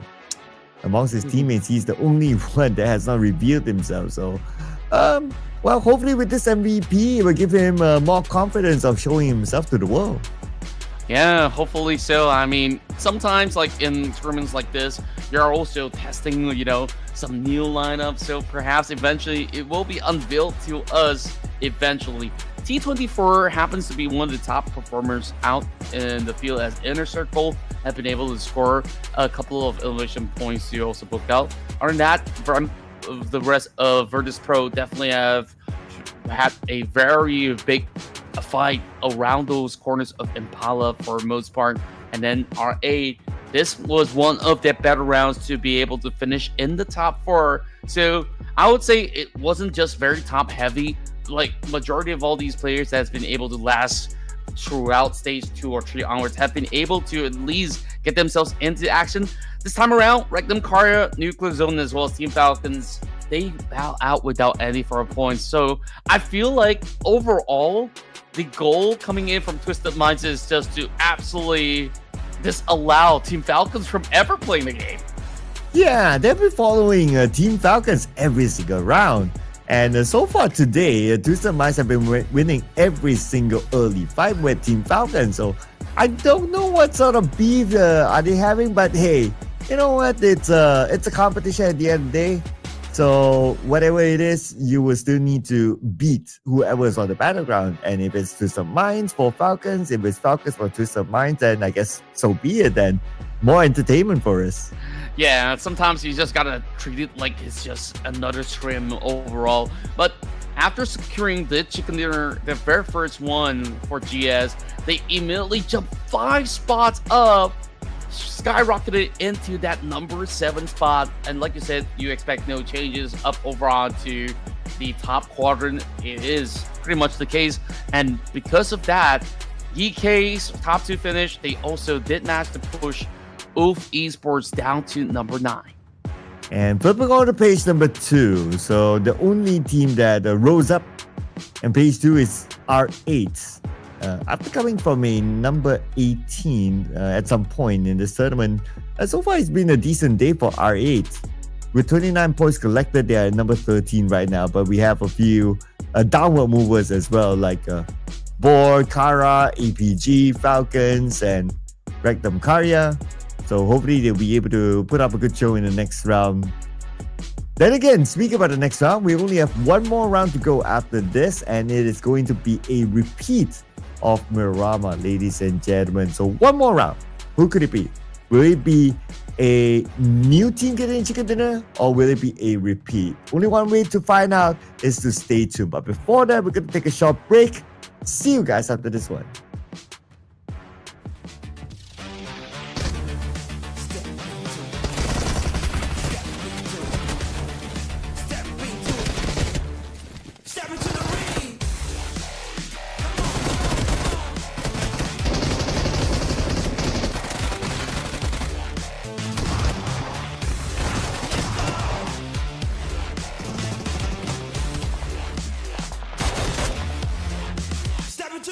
ring.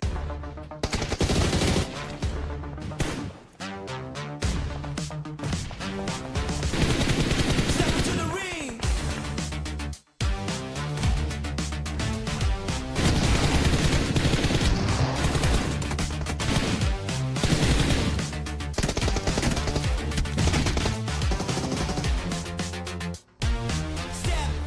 Step into the ring.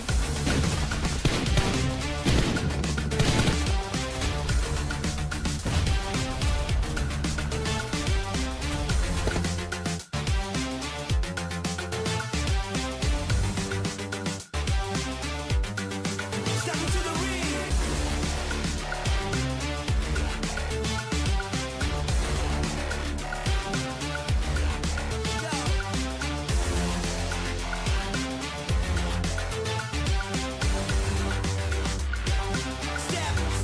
Step into the ring.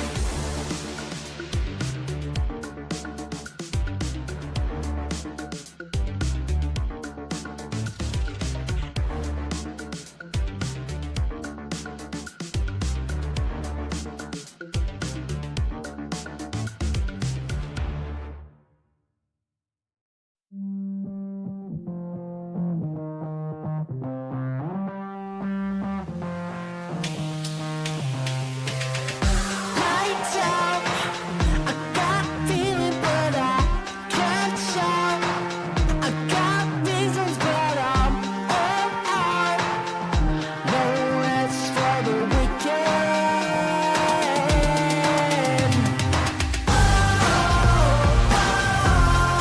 Give me what I want. Never get enough. I'm never giving up. Give me what I want. Turn on, get ready for it. Stay strong. I'm here for it. Don't stop. No rest for the weekend. Turn it up again, I lose control. Give me everything, it's what I want. Best I've ever been, I see the glow. Feel it deep within my soul.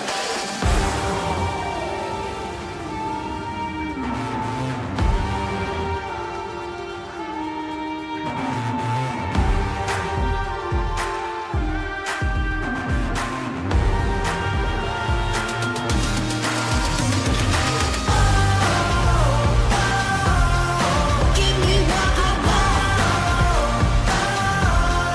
Never get enough. I'm never giving up. Give me what I want. Give me what I want. Give me what I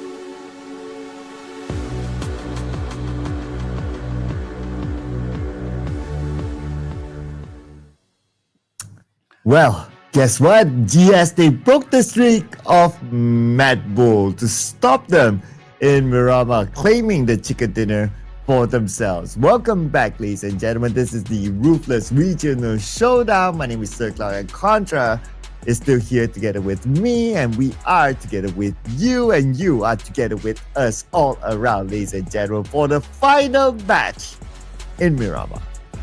That's right, and we've definitely seen a lot of all these brilliant plays around all these areas, and GS so far is the one that has gotten their entire squad towards the very tail end to score that chicken dinner. So we'll definitely want to see if other teams will be able to do exactly the same. So far, even the top performers, Inner Circle, had a little bit of a hiccup in that past round, but Falcon Co, they've been able to still accumulate quite a number of elimination points to still be within the top 4. Whereas we'll have to see if APG can regain any form in this final match of the night. So I'm definitely looking forward to what they will be able to actually show us overall, because what they've been able to accomplish back in day 1 was astounding. So this time around, who are you rooting for, Sir Cloud? I guess I want to try to go for stats this time. Let's see if the boys of Inner Circle can actually make a comeback. Today hasn't really been their day, but maybe if they want to go to bed with good vibes, bring the chicken dinner on. Yeah, and I really do think that they're in a great form at the very least. I'm thinking APG, because last round, I think Zio has done so much work all by himself. It's just that majority of his teammates were already being depleted. But if they do survive as a unit, I'm pretty sure that APG is a team that is going to be scary for the rest of the lobby. Wow, production is going for the current scary team, GOAT team. Why scary? Obviously because they are number 1 right now, still unshaken, still holding the number 1 spot. And yeah, I mean, if you pick one of the top teams, a podium spot team, it's always great because yeah, obviously they're up there for a reason, right? So I mean, we haven't got any of our predictions right yet. Never is the easiest thing to do. Yeah, I mean, there's 18 teams. You only get 1 shot every single round, so yeah, I don't really like my odds, but I can only try, you know? Like, I think, like, we have a couple of close calls, and, you know, they end up, like, top 2, top 5. Like, it's still pretty much great results, which, you know, to me, that's a W in my books, although we don't really earn those points in that essence. So, you know, we got one more shot. You guys can do so, too. Tell us who you guys are rooting for to win out the final round of the night. So of course, if you guys have just joined into the stream, don't worry, we'll still have more action to come for tomorrow as well, so you can sit back, relax, watch this one, go through some of the bots for day 1 as well. And tomorrow, same time, same place, we'll also be running the Ruthless Regional Showdown. So Cloud, I think like there's definitely many adjustments that these teams have to make.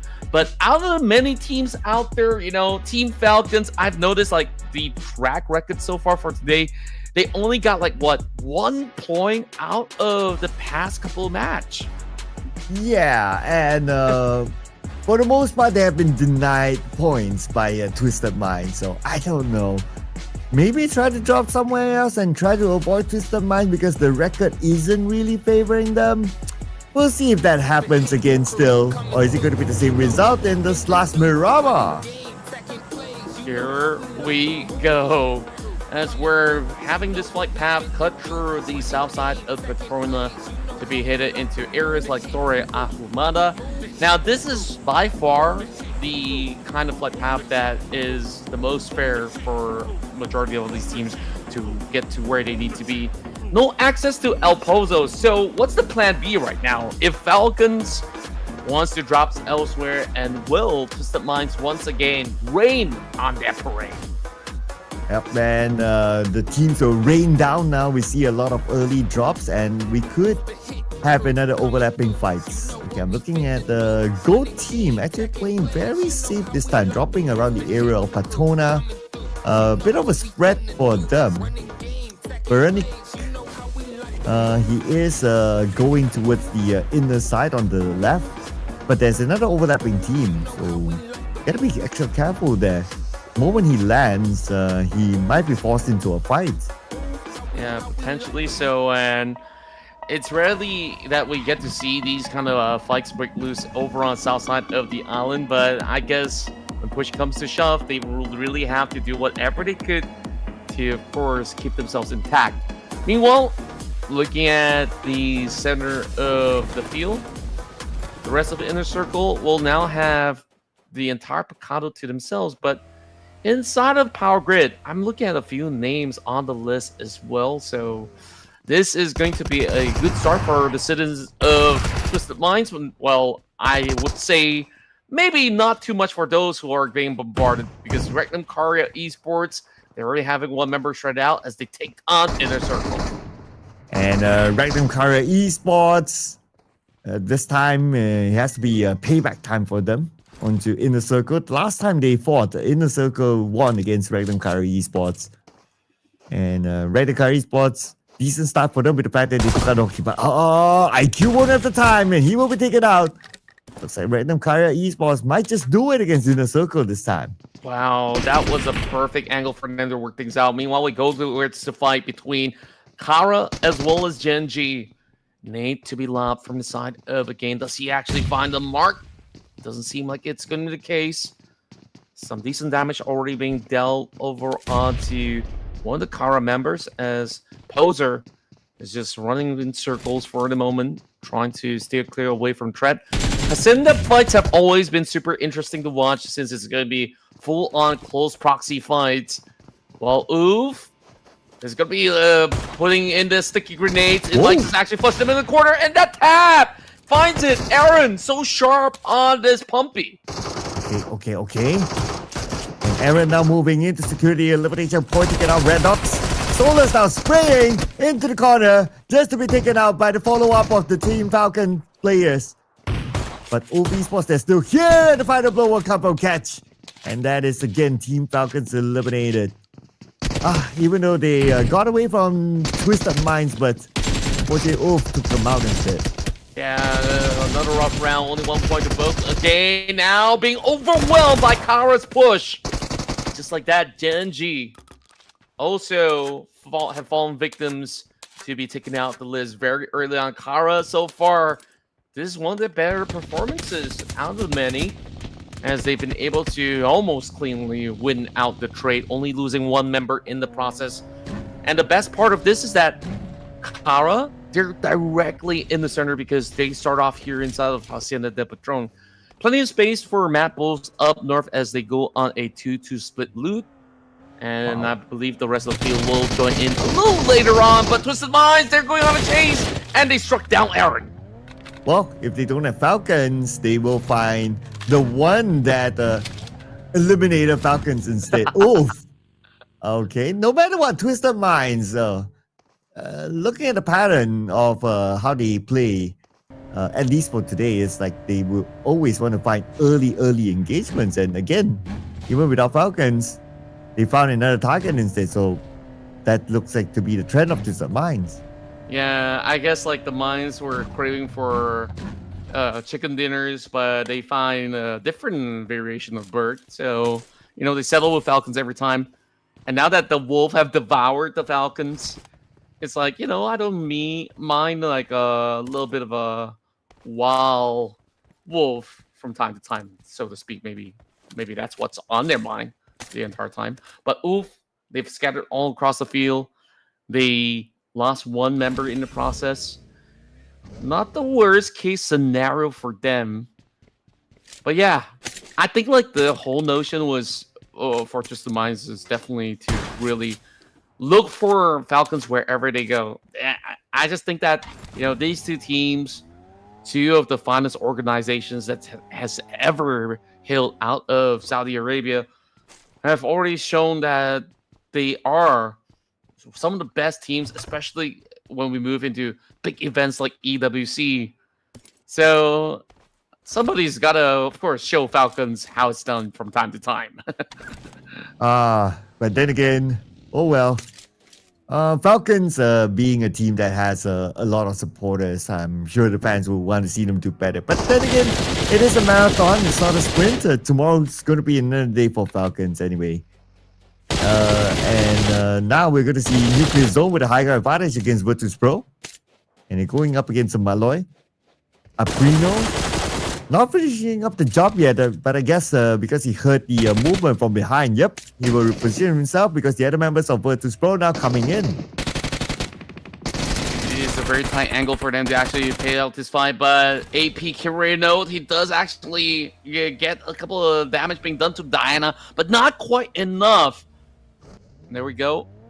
The rest of Virtus Pro can now go in for the pickup where Nuclear Zone is still posing a threat with Arthur arriving over on the other side of the hill. Does he have enough grenades? Doesn't seem like he has any throwables at all, so he's just rushing in with the UMP. And here comes the zone as well. And it looks like Rectum Kyra Esports. Wow, this time they are dominating. They just took out the members of BOARS. And is BOARS out yet? Oh, no, not yet. They still have 2 active players. But now the focus is on the Nuclear Zone and Virtus Pro. And here's Fajita rushing in. He's going to need the chance with the UMP. Spraying onto the left side, not able to hit his target. And here comes the rest of Virtus Pro, but a double knockdown by Fajita. Beautifully executed. And he still has the time to heal up.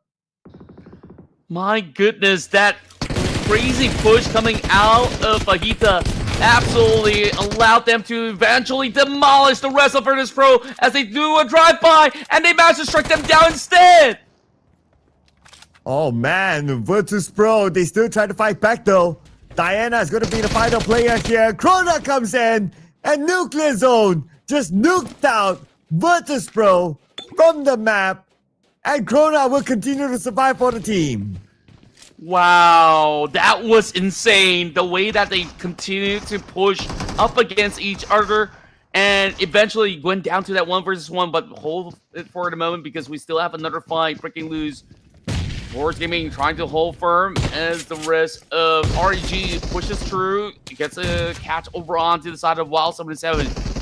EXO, is there going to be more that he could actually reap out of this as Silas tries to defend for the current point of time? Doesn't seem like there was a case in point that they could push in clearly, and he needs a little bit more backup for BOARS to win out the trade. When the circle shifted towards where MADBULLS is at, looking good. In fact, MADBULLS, they have to settle the circle. Back onto the church area, here comes BOARS, and they're moving on to Rectum Kyra Esports. With no weeks left now, the final player of BOARS Gaming opens up and he moves in with the DBS just to be eliminated from behind by Gold Team, who had to butt in from afar. Another incredible fight. Gold came in out of nowhere to kind of put them to sleep as well. I mean, overall, this is one of the fastest rounds that we're witnessing.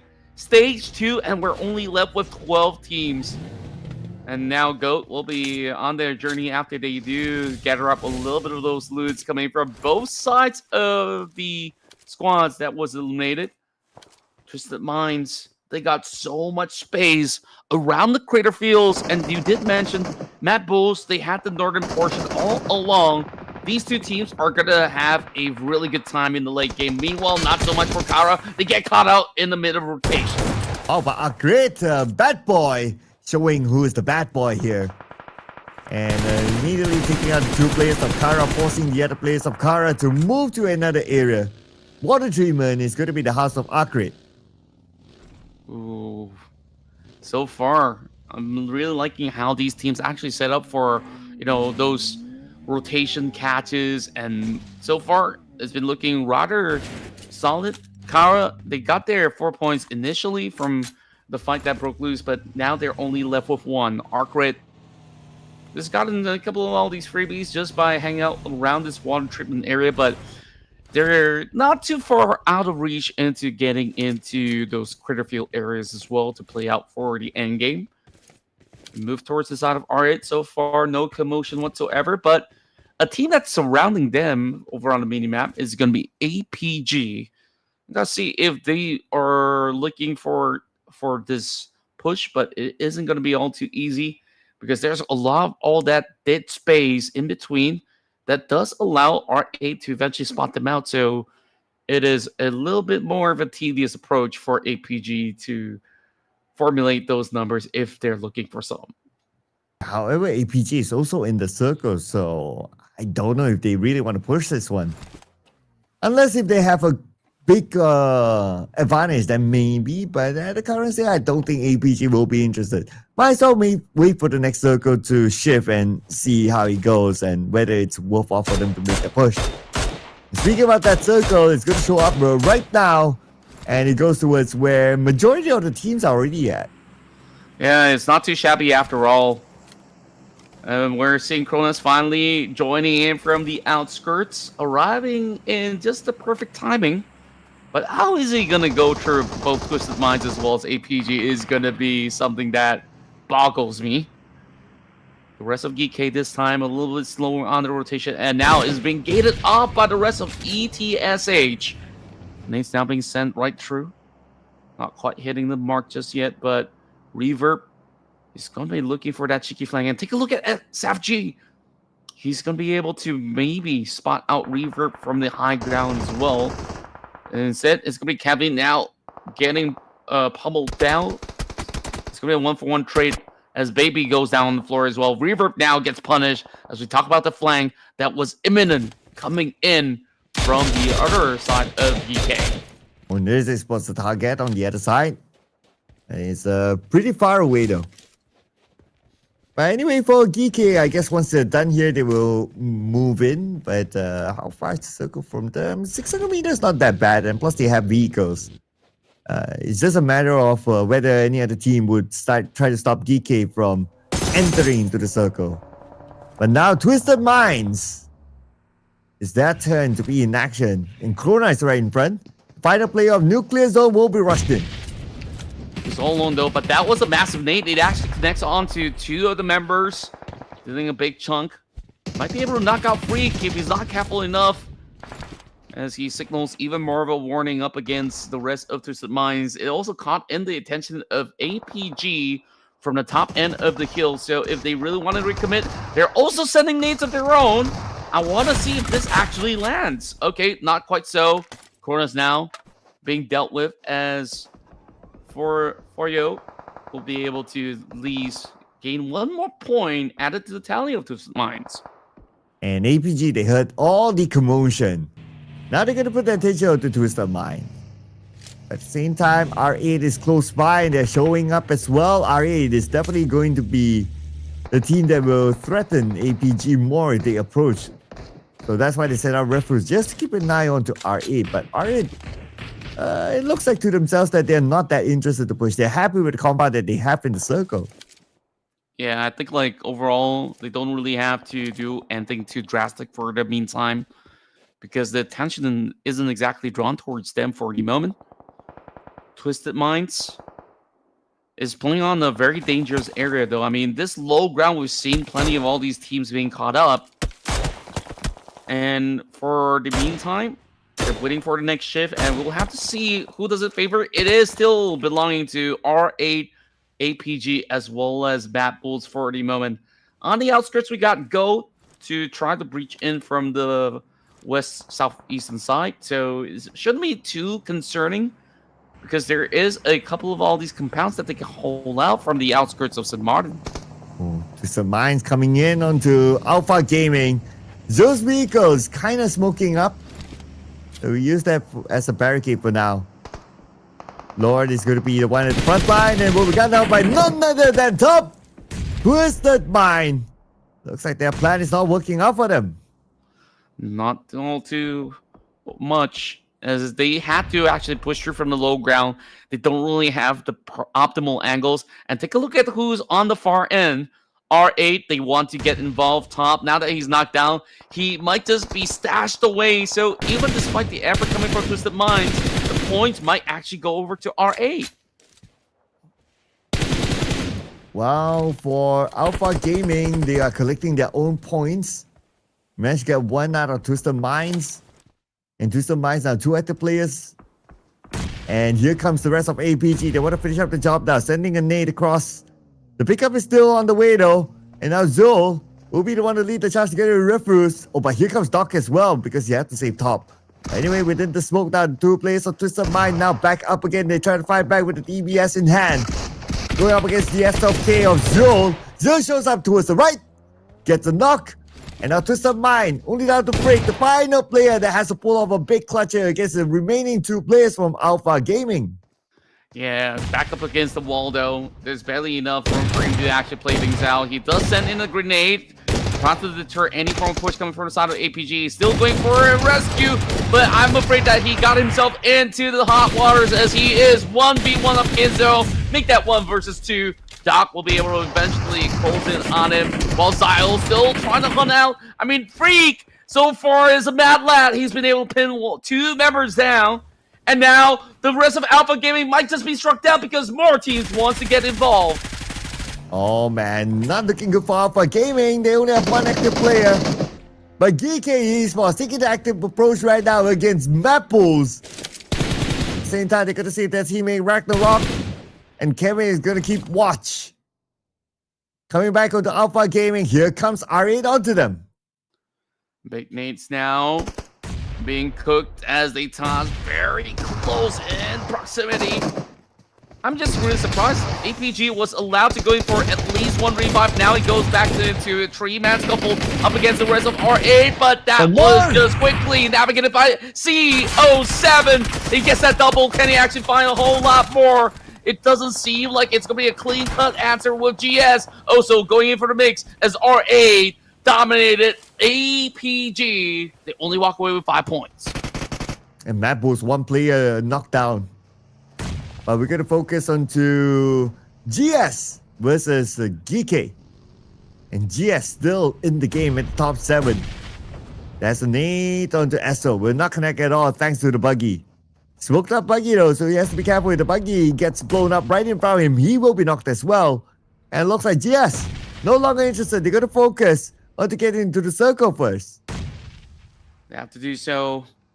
But this is going to be a Death Valley if they were to swing right through the middle. There's only 1 member of ETSH. That wouldn't be too much of a cause of concern. GS now being a little bit of a noisy neighbor up against Shiva. We'll have to see if Shiva does go in for a trade. He does have those grenades now being prepared as MADBULLS are approaching even closer as to GS. And now he's tossing that Molotov. This might just be it. Nice Molly flush by Lemon.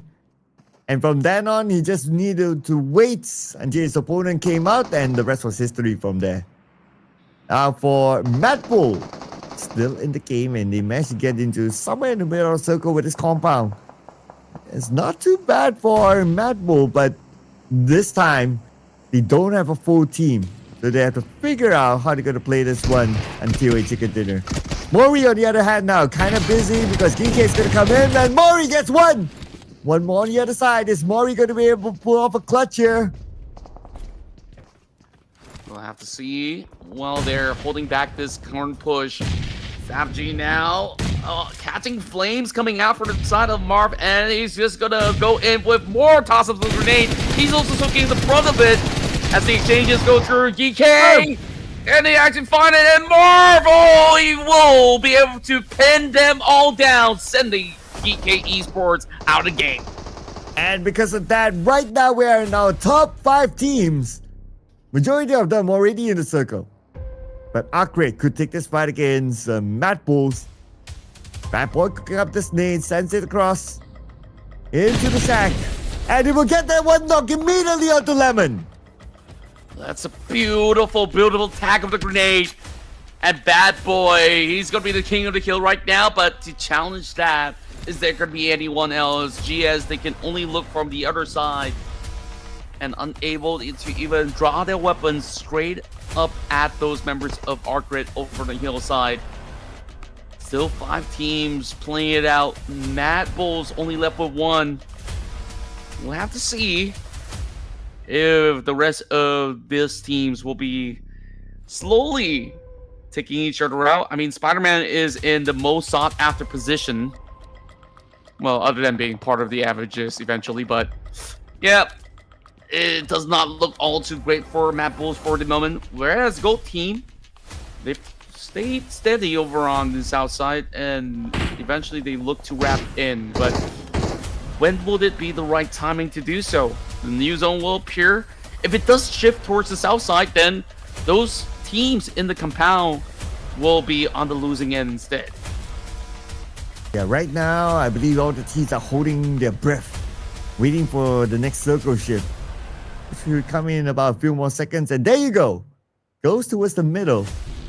Interesting. Okay, Gold Team will enter through St. Martin, and they will have a couple of compounds there to hold, so that's going to be okay. I believe a lot more focus is going to be given up north, where R8 is currently at, and looking at Gold Team. And they got those perfect bird's eye view onto Goat, who's been able to at least take a portion of St. Martin.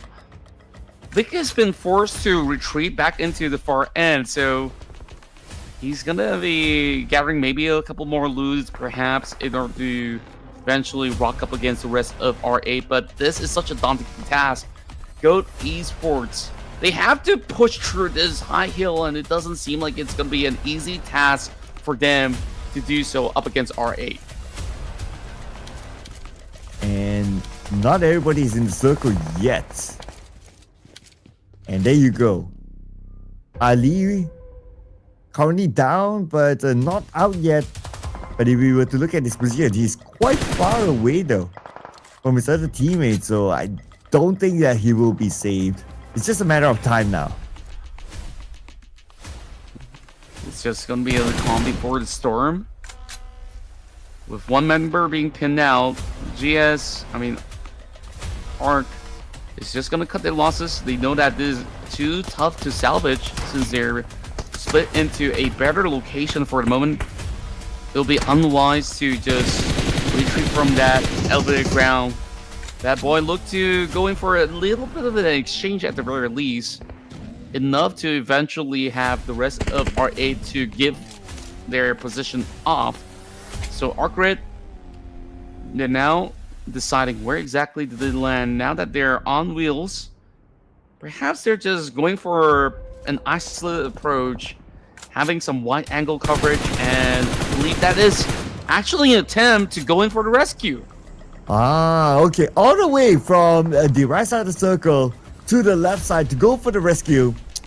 Man, that is brotherhood at its best. But CO7 is his target. Oh, the vehicle are smoking up. That's bad news for ARCred, as Icon will knock Chorus down. And here comes the rest of R8 Esports. Yeah, that was such a risky move coming from the ARCred member. Meanwhile, R8 Esports reaggresses. Now striking 8 players off the field already, looking for the tenor if they can take down another 2 members of ARCred. Even if they do so, they will still have 1 more to book. Now take a look at those resources, right? And GOAT Esports so far has got 16 smoke grenades, 12 frags. They just need to get a little closer. As the rest of GOAT Esports, they don't want to be involved. They are just playing for the win at this point in time. CO7 unloads every single throwable that's in his back end. We'll see if they could eventually plow through the rest of ARCred. Instead, Heartboy, he found that golden opportunity and struck him within the smoke. And now that's going to be an opening to pin out the rest of R8 Esports. Ali will join him as well, but Darkboy, unfortunately, knocked down from afar. Oh man, this is bad. Just when they had the advantage. And Mori found Ali too. ARCred, looks like whatever they had in mind is not working out right now. Mark here with the high ground advantage sprays onto the players of Gold Team. Dominic got the high ground advantage right now, but then again, they still fight back. And here is Muff, as much as he wanted to pull off a clutch. Unfortunately now, his run will be stopped. GOAT Team, they've had to still salvage the situation at the very least, but the push coming from Amuri might actually cause them to be sent out of this final round. And there we go, jump shot connects, Amuri still survives. And now it's only down to Kraken. Can they pull off a clutch here? It does have this need though. Let's see if we can land it on the Mori. It's going to be a big revenge if Kraken can actually pull this one off. But before that, Mori locks in his next elimination point. And now with the high ground advantage, SLK switches to an M4. And whatever it is, you still pocket another one more point. 5 elimination points now for Mori alone. Goat Esports had all 4 members, and Amori had this big brain play, this P90 action right across the close quarter combat, and then he climbs up the hillside just to get an edge, secures that knock, and now all that's left to do is to pin out Kraken. He's got a little bit of a crease here for him to take cover from. Dancing around for the moment, but he's got a couple of Molotovs. Amori sends it right down below.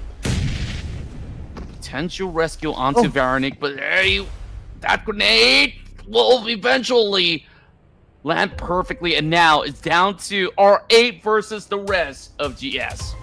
But it's looking good for GS to score the back-to-back chicken dinner, it seems. Okay, let's see if R8 Mori can pull off a huge, big clutch here. It's going to be kind of difficult with this sort of terrain. Indeed it will be. I don't think he spawns out SO either. It's a lot of figuring out to do. Meanwhile, Mori goes in, draws blood, takes down Icon. Okay. 2 more to go. If Mori can pull off this clutch, it's going to be the best chicken dinner ending so far in this tournament series. As Amir will be waiting on the ground, and also we have Esso on the other side. So Mori's pretty flanked, but then again, not too sure how far he is from the circle. Or maybe he's not in the circle, and that's why the 2 players of GS. Okay, no. Oh, he's by the edge. Okay, he still has some space. Oh boy. And you can see the sole reason why they're playing over on the high ground, because that open field right down at the bottom is absolutely unplayable in this circumstance. Amir's considering that the troll bowl though. I mean, he's got no frags, but he at least has a flashbang as well as a Molotov. So perhaps if he could just catch him on fire, send Amori into panic, that might just open angles for Esso to close up the game. And nobody's willing to make the big moves. Okay, maybe Amir. Even that, he's also taking the safe approach. I guess if GS, well, pressure's not onto them. Pressure's on Mori, because the blue, last we seen, is just right behind him. Okay, we're starting to see the animation. He's forced to go out, but then again, it takes a lot of damage, and somehow he still survives. Oh boy, you don't want to make these kind of foul mistakes if you're fighting for a chicken dinner. 2 versus 1, absolutely doable, especially with him being decked out with P90. He does get the glimpse over at Esso, but the shots, the recall, not quite there for him to really align it up against Esso. Okay. So Mori here, waiting to see if we can actually pull off the clutch. Oh, they're trying to get close to him, and Mori will take the first shot, but now he's very low as well. How is he going to fend this one off? Amir has the high ground advantage, and all he needs to do is just spray all the way down. And that's going to be GS Esports. Again, another chicken dinner.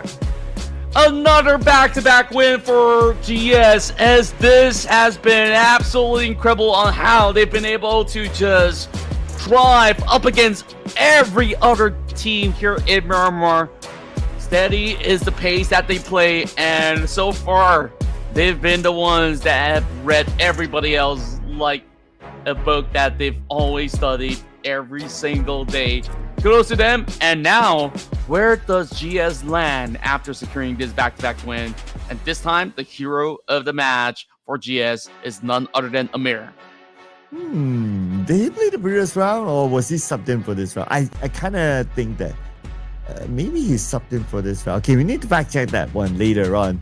But anyway, for GS Esports, great work for them. It's a double chicken dinner back-to-back, so they are today's king of Miramar. I look forward to seeing if they can continue to be consistent again tomorrow, because tomorrow we still have another 5 more games, ladies and gentlemen. So make sure that you subscribe to the Ruthless Hype Esports social media so you don't miss out on any future announcements, and of course interesting tournaments for us to enjoy, such as the one that we're watching here right now, and also for the one that's going to be happening tomorrow, same time, same channel. So don't forget to subscribe.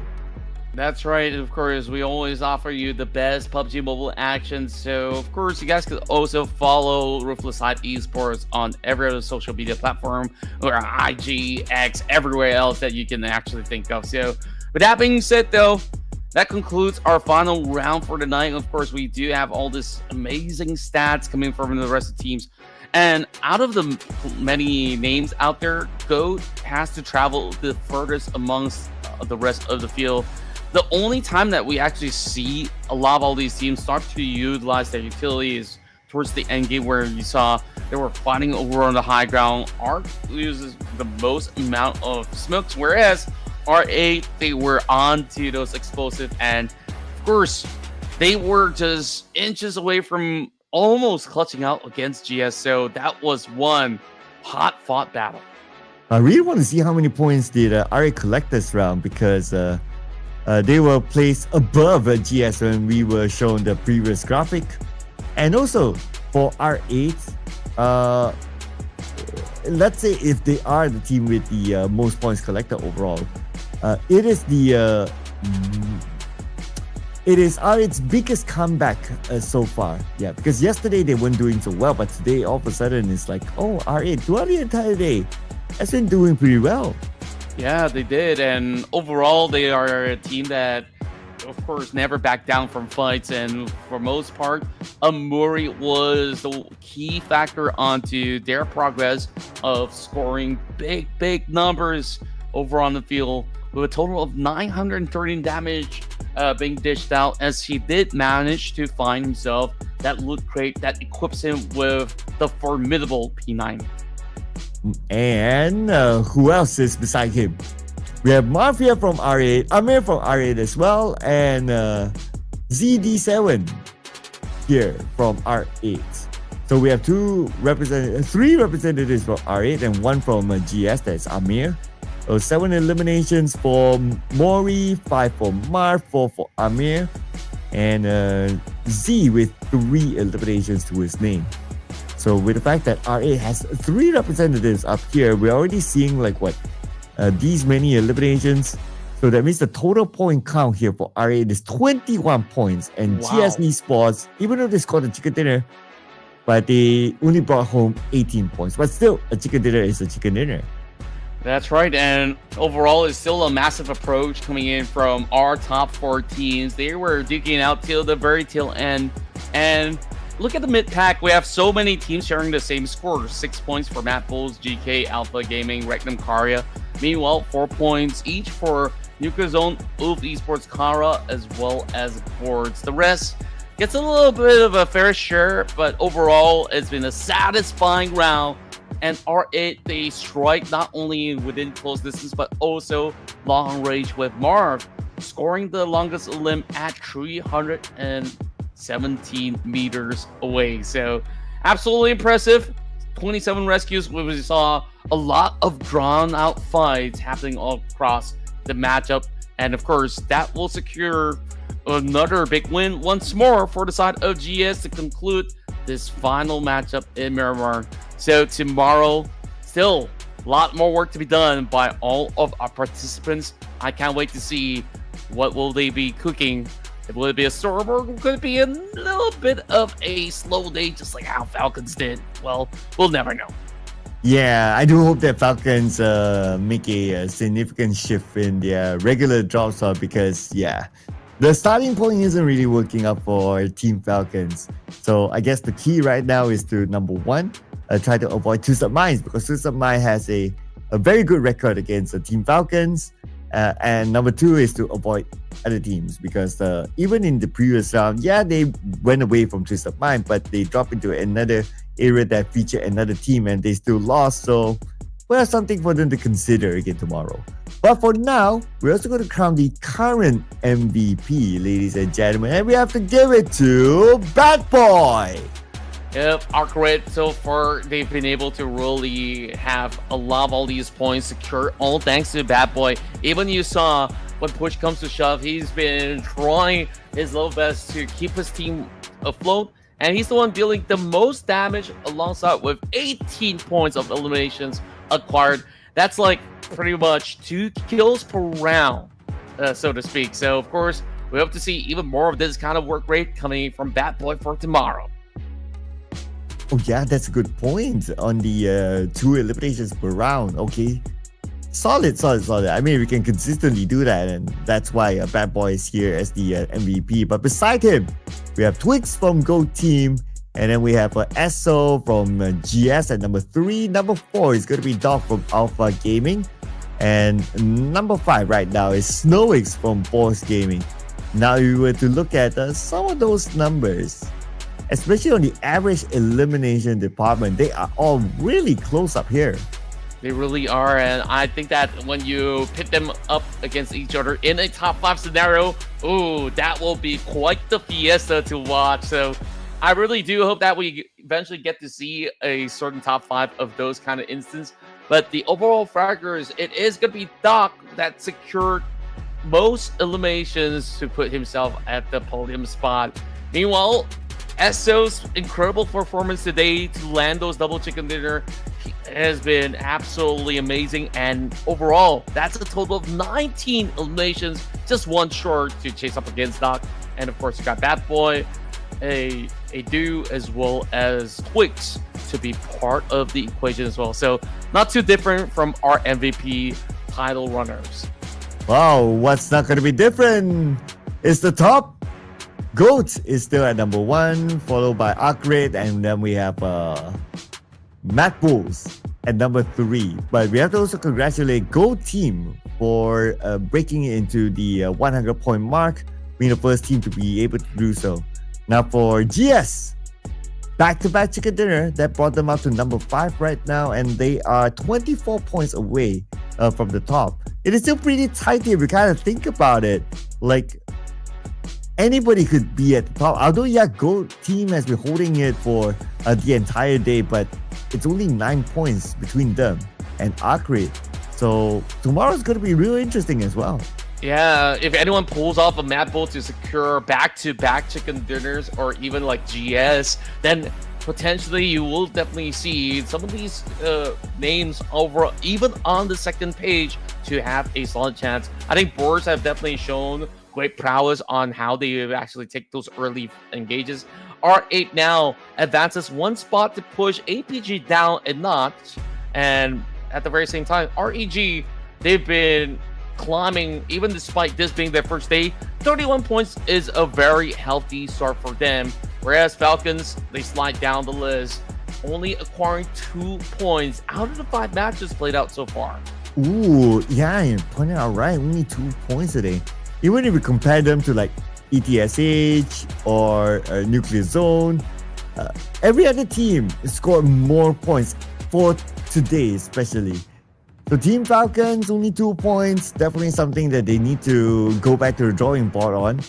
And hopefully tomorrow they can have a way better day as compared to today, especially with the fact that Twisted Minds have been clash dropping them from the get-go. So they have to find somewhere else, I guess, tomorrow. That's right. Plenty of adjustments for these teams to do. They'll probably review some of the VODs, and then we'll come back stronger for our 3rd day of action. You guys have been tuning in to the Ruthless Regional Showdown with us, Sir Cloud, as well as myself, Contra. And of course, we'll call it a night for now, but make sure you guys stay subscribed to Ruthless Hype Esports, and we'll catch you once more for Day 3's action. Have a good night.